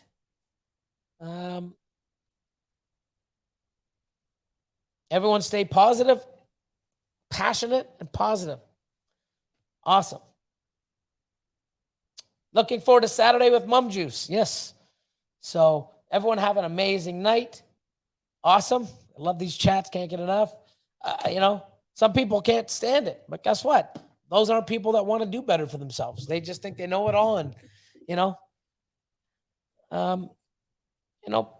put effort in your craft. Put effort in your wants, in your needs. Like I'm still learning. You see all the new things that I do around here. I'm doing pretty fucking amazing, I think. You know what? But guess what? I want to do better. I want to change things around. I want to keep like, wow, you know? So sure you can. Sure. I mean, it's funny because, you know, I'll do something and someone will message me like, oh my God, they copied you. Great. I wish more people did. You know, remember when I did the sticker thing like fucking 5 years ago? I put up thing, hey guys, I have an idea with the stickers. You know, I had a couple awesome people in the States, you know, instead of people just sending, you know, packages all over, which is what I do now for Mail Monday. But so many people were collecting stickers, going to expos, getting stickers, and they would mail me a whole bunch. And I did the sticker wall instead of putting it on my thing. Here, guys, look, and keep sending it in. And, you know, I mean, my sticker ceiling. Now I have a wall and, you know, oh, look at these sticker girls. Oh, these fucking guys. And, you know, what the fuck, man? Blah, blah, blah, blah. Okay, I took shit for that. But guess what? It was amazing. People are still doing it to this day. Awesome. I mean, I want to do that stuff. I want more people to do it. I do shout outs. People send me merch. I give shout outs. I wear a different one every video. Why? Doesn't do anything for me, but you know what it does for other people? It makes me happy because I can change a person's day. I can change their mood. I can make them happy. I can fucking make, oh my God, Billy said my name. Oh my God, Billy's wearing my shirt. Wow, I feel like a somebody. Whatever it fucking does, I can do it. It takes fucking minutes and seconds out of my fucking day to do it. If more people can do that, I'm fucking winning. And so is everybody else on the other end of the compliment or the shout out. Copy what I do. Please do, because the more we can do it, the more people we can affect and learn and duplicate that, the better this people, industry, and everybody doing in it. Please copy me. Please do what I do. I take other people's stuff and modify it to make it my own, but I love the purpose and the presence behind it. Anything positive, people should be copying over and over. I'm not going to get offended that people start using big scissors now because it's more comfortable for me. It's pretty more comfortable for other people too. So they're doing it. Doesn't offend me. It makes me happy that people are actually listening to what I'm doing and saying, hey, man, that's a very good thing that he's doing. And they want to do it too. And other people do it. Copy the fuck out of it. You know? No, all here, my friend or friends, Raven and Nathan. They're all here at the facility. Good, man. That's good. Thanks, brother. Awesome. So if I don't have the money for high-end animals and my fucked failed, most of them are recessives, can I still make something out of it or am I done for? No. You need time. And one thing that is going to sort of beat you up is, and it even does me, I'm in projects that I'm behind on and other people do it before me. And I'm like, fuck, I wish I did this earlier, you know? And instead of going, oh, fucking guys, fucking assholes, I should have been doing it first. You know what it does is it makes me for the next thing to get into it earlier. And then it drives me to do better. It drives me to not be in second place. I want to be in first. Sometimes coming in second isn't bad. It motivates me. You know, when someone does something that I'm chasing or I'm going after or I want to do, and someone does it, especially someone that I really respect, and I see somebody that does something where, you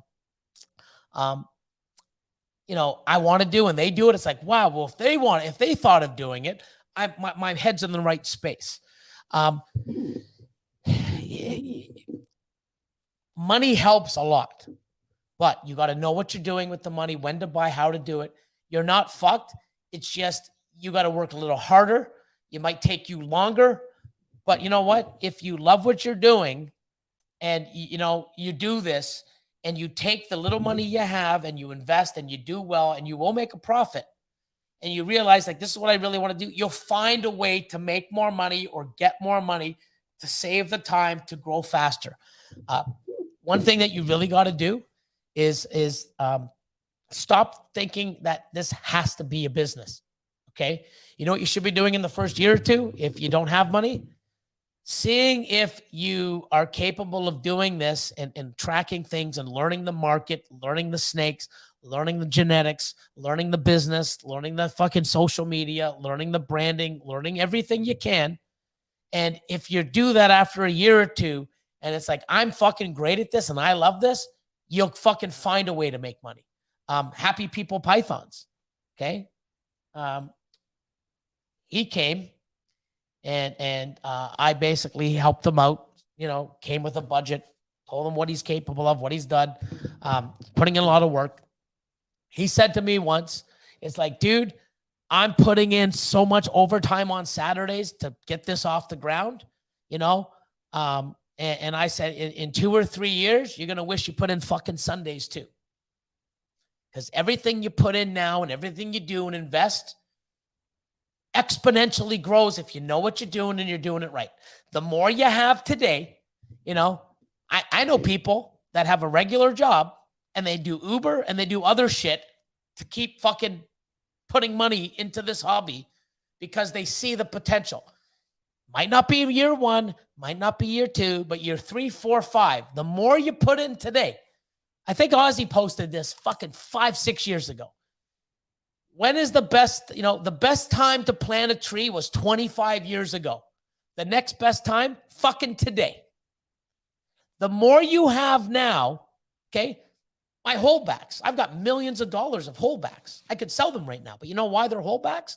Because in 2 fucking years, those animals, what I can do, the more I have now, the better and the more power and the genetics and the odds that I'm going to be able to be more in my favor in years to come is because I've got them now. Okay. Don't just go, oh, I'm going to do this year and I'm going to add a little more this year. Great. And it's going to take you this long. You do something now, boom. And then boom, boom, boom. It exponentially. You're not fucked. You just got to know what you're doing and you got to be smart, And that's why I have Patreon, because I want to look at people. People say, hey, Billy, I got this much. I want to do this, Everyone has different budgets, time, space, knowledge. Some people have a spouse that they can't dedicate all their time. Some people have fucking the spouse that wants to spend more and more time. Everything is different. I can't give one fucking answer to one person and expect everybody and affect everybody the same way. That's why I get on the phone. That's why I talk to you. I want to see what you have. I want to talk why you're doing this. Why is this here? What do you want to do? Not look at what you have and say, oh, I don't like those jeans. Sell them all. Do this. I do that with my own collection. I don't need to tell you what to do and how to do it. I want to take what you want and your goals with your budget, your time, what you want. And I basically know how to, or I give you advice to chase your fucking dreams within your budget, time. You know what I mean? I can save all that information and just put it into my own. I'm doing fucking well. But I know what it takes to do this, and I can help you do that. So that's what I do. No spouse here. I'm cold. Oh my God. But you must be tired blowing her up every day, bud.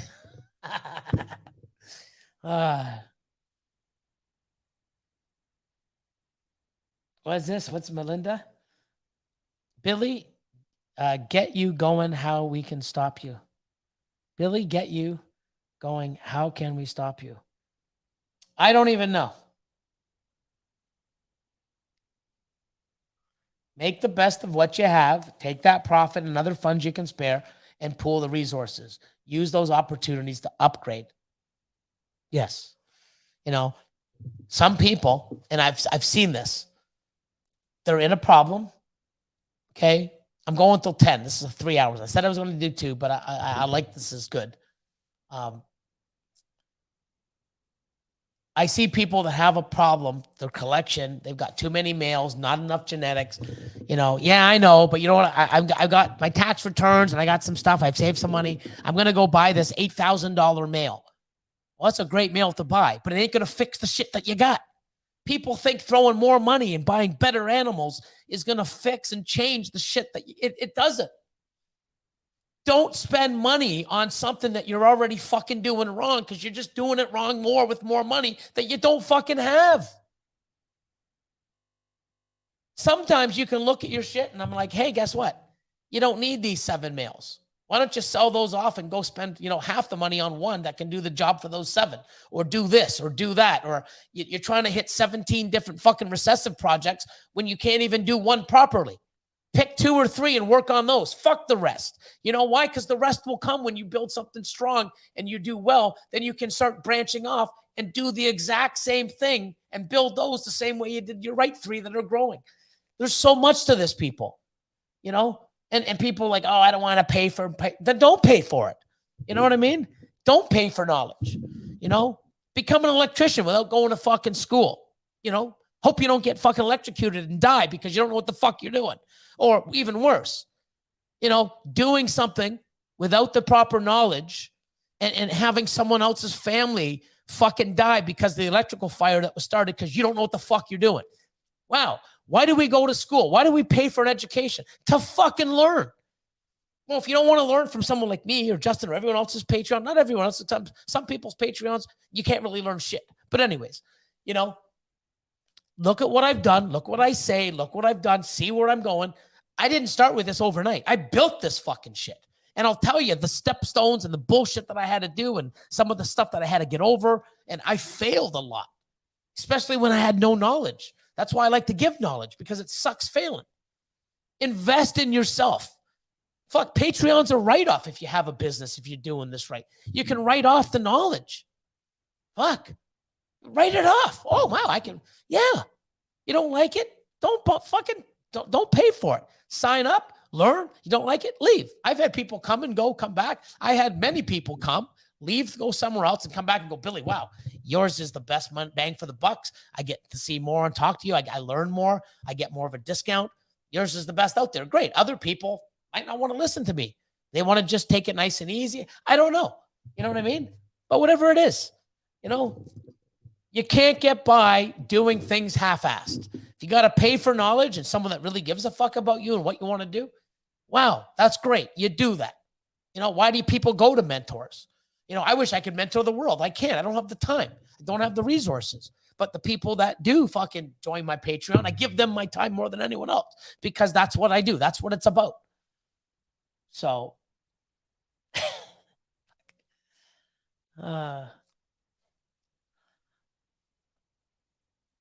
yes, I did. The guy married his silicone doll. Pretty fucking crazy. The world is going to shit. You're very welcome.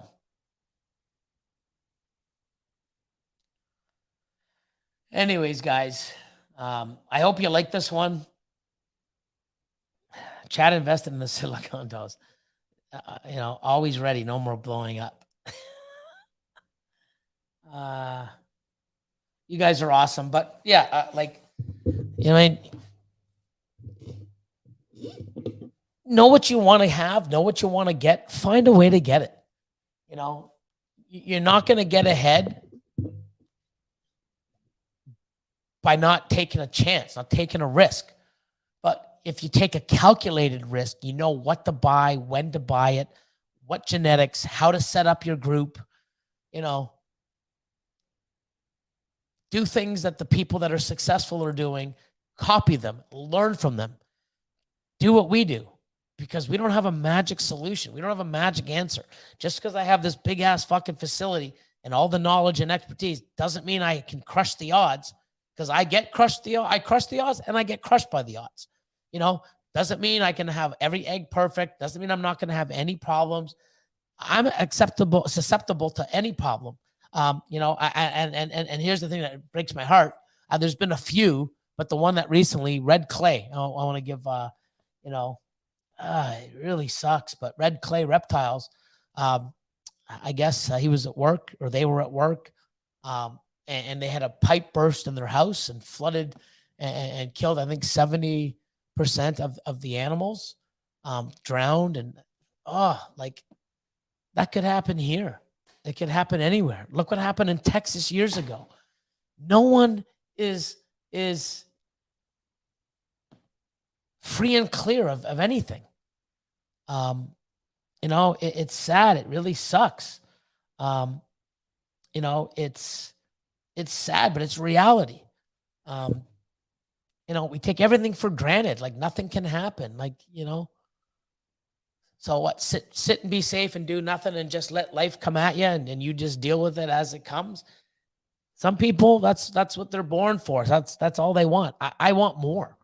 I like risking myself and putting myself out there, and you know, overcoming obstacles and failing and learning and doing things, and you know, sharing that with other people so that they I don't know how many people when you know, I put out that video about how to untangle on a tangled umbilical cord. I don't know how many. Oh my God, I did that. I saved the animal. Thanks, Billy. Thanks, Billy. Imagine I didn't put that out. I didn't put out stuff like that. Animals are dying because people don't know what to do. I'm trying to educate people, you know, and if my time, you know, a little bit of time and money to invest in a Patreon, whether it's mine or someone else, or an education or a learning tool, you know, to make what you do better and be smarter. You know, if you're not willing to invest in that because you want to save money, great. Saving money doesn't make money. You know, it really doesn't. Invest in yourself, invest in your beliefs, invest in your craft, in your work.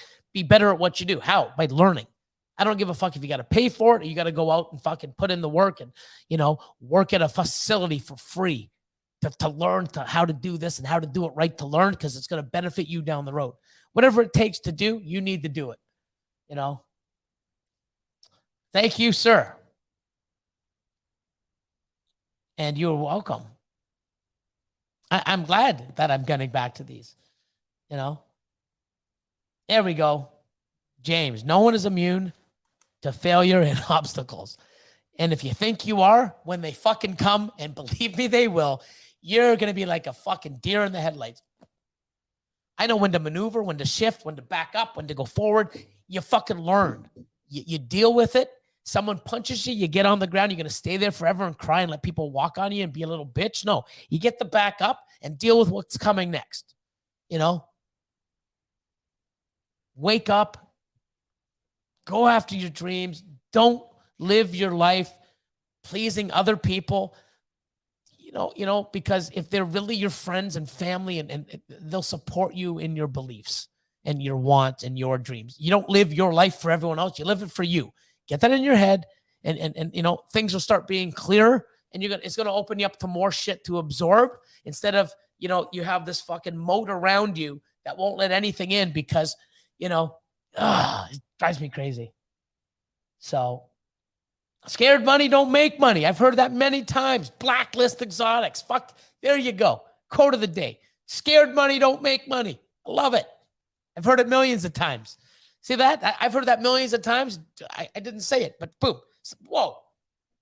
You know? So sick. Love it. Love it, love it, love it. Love the brutal honesty. It's what it is. You know why? You don't have to listen to it.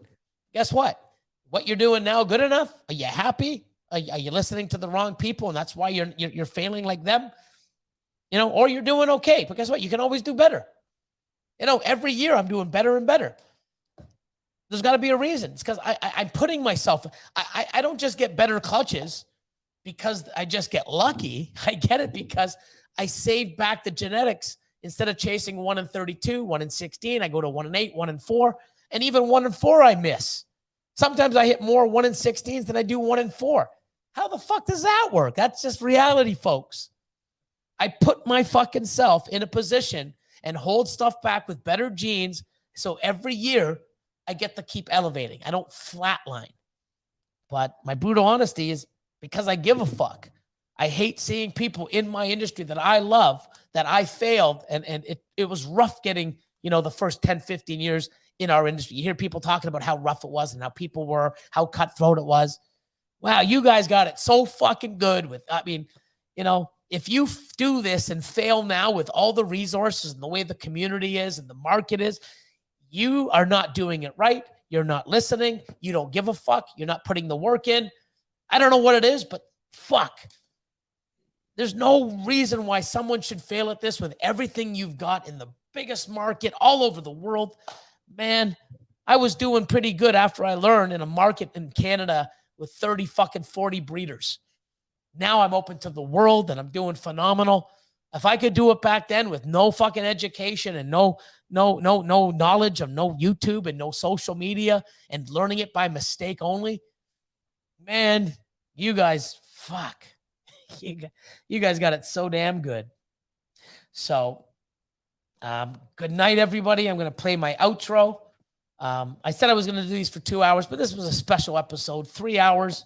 I could go forever, man. That's just how I am. I love talking about this. I love talking about snakes. I love reading people's comments and talking to them, and anything I can do to make people happy in this hobby, teach them, motivate them, direct them to the right people. That's what I'm going to do, and that, like, if I cared about people, I've been cutting my eggs fucking 15 years now. And for 10, I got actually more. I probably still got shit 3 years ago at my old facility because people were bitching. I've probably put up with people crying that I cut fucking my eggs, for 12 fucking years before it was so-called acceptable. You know why I didn't change? There was forums that people, that were doing. And oh my God, the guys in Canada cut eggs. Oh, that Billy guy, he's killing the animals. Oh, no wonder, when you cut an egg early, they don't eat. Oh, they do this. Oh, you're stunting their growth. All this fucking stupid nonsense. Oh, that guy cutting the eggs. You know why I didn't stop? Because I didn't give a fuck. They're my eggs. I felt comfortable. I did it for me. There's proof that I don't listen to other fucking people. If you listen to other people, oh my God, everyone's mad at me for cutting my eggs with scissors. Let me be uncomfortable and cut them with a razor, even though I don't like it. I'm going to do what everybody else wants me to do. Fuck them. Go fuck them. And now people actually took time to say, let me try these scissors. Wow. It's like the most common way to cut fucking eggs now. Even Brian Barczyk's doing it. For 30 years, they're using a razor, now cuts with big scissors. I might be small scissors, but they're still scissors. Don't let fucking people guide your life. Do what you want to do. As long as you're happy doing it, fucking do it. As long as it's not harming animals or doing, and I would say to people, if I'm not stupid, investing all this money and time and cutting and harming my animals, I'd be the biggest fucking idiot in the world to keep doing it. Oh, guess what? 12 years later, now it's 15, 16 years later, 90%, I'd say 90. There's still people that don't let them come out on their own, which is fine. Whatever works for you. Most people cut with scissors now. Maybe you guys would never have seen it if I didn't put up with 12 years of bullshit. Who fucking knows? Don't let people fucking rule your life. Fuck them. That's the end of the thing. Don't let people ruin your life or rule your life and ruin it. Fuck them. There you go. Anyways, you guys are awesome. I love everything. Night, guys. Good night. Polymorph, my fellow Canadians. Have a good one. They are still the same way on Facebook. Yeah, funny thing is I've probably cut more eggs with scissors in my life than everybody in that group fucking combined has done whatever they do with their fucking eggs. Fucking people. Jesus. Hashtag fuck them. Anyways, good night, everybody. Love y'all. Thanks for everything. I hope this woke some people up, or maybe just put something on in their head saying, you know what?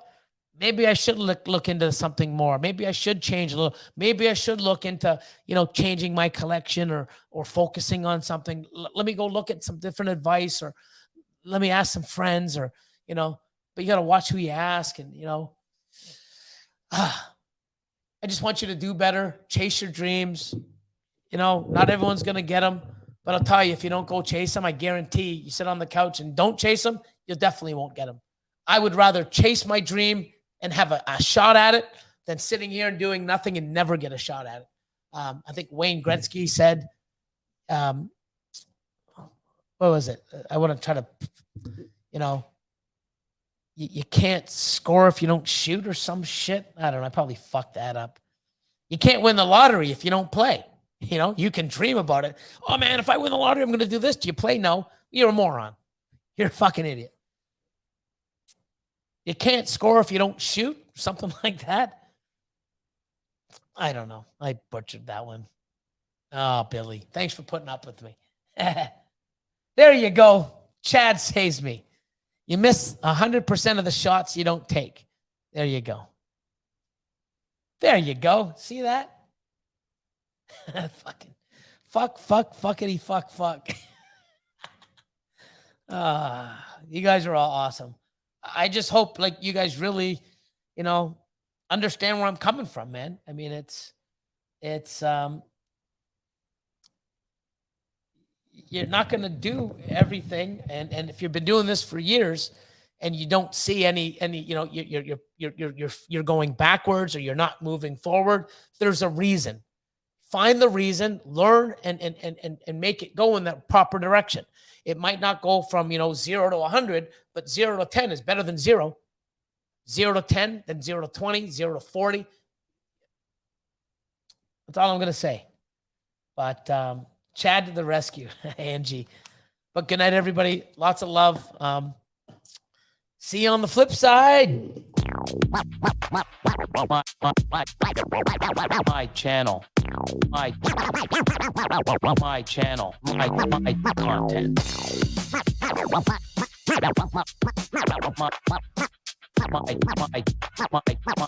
My channel, my content.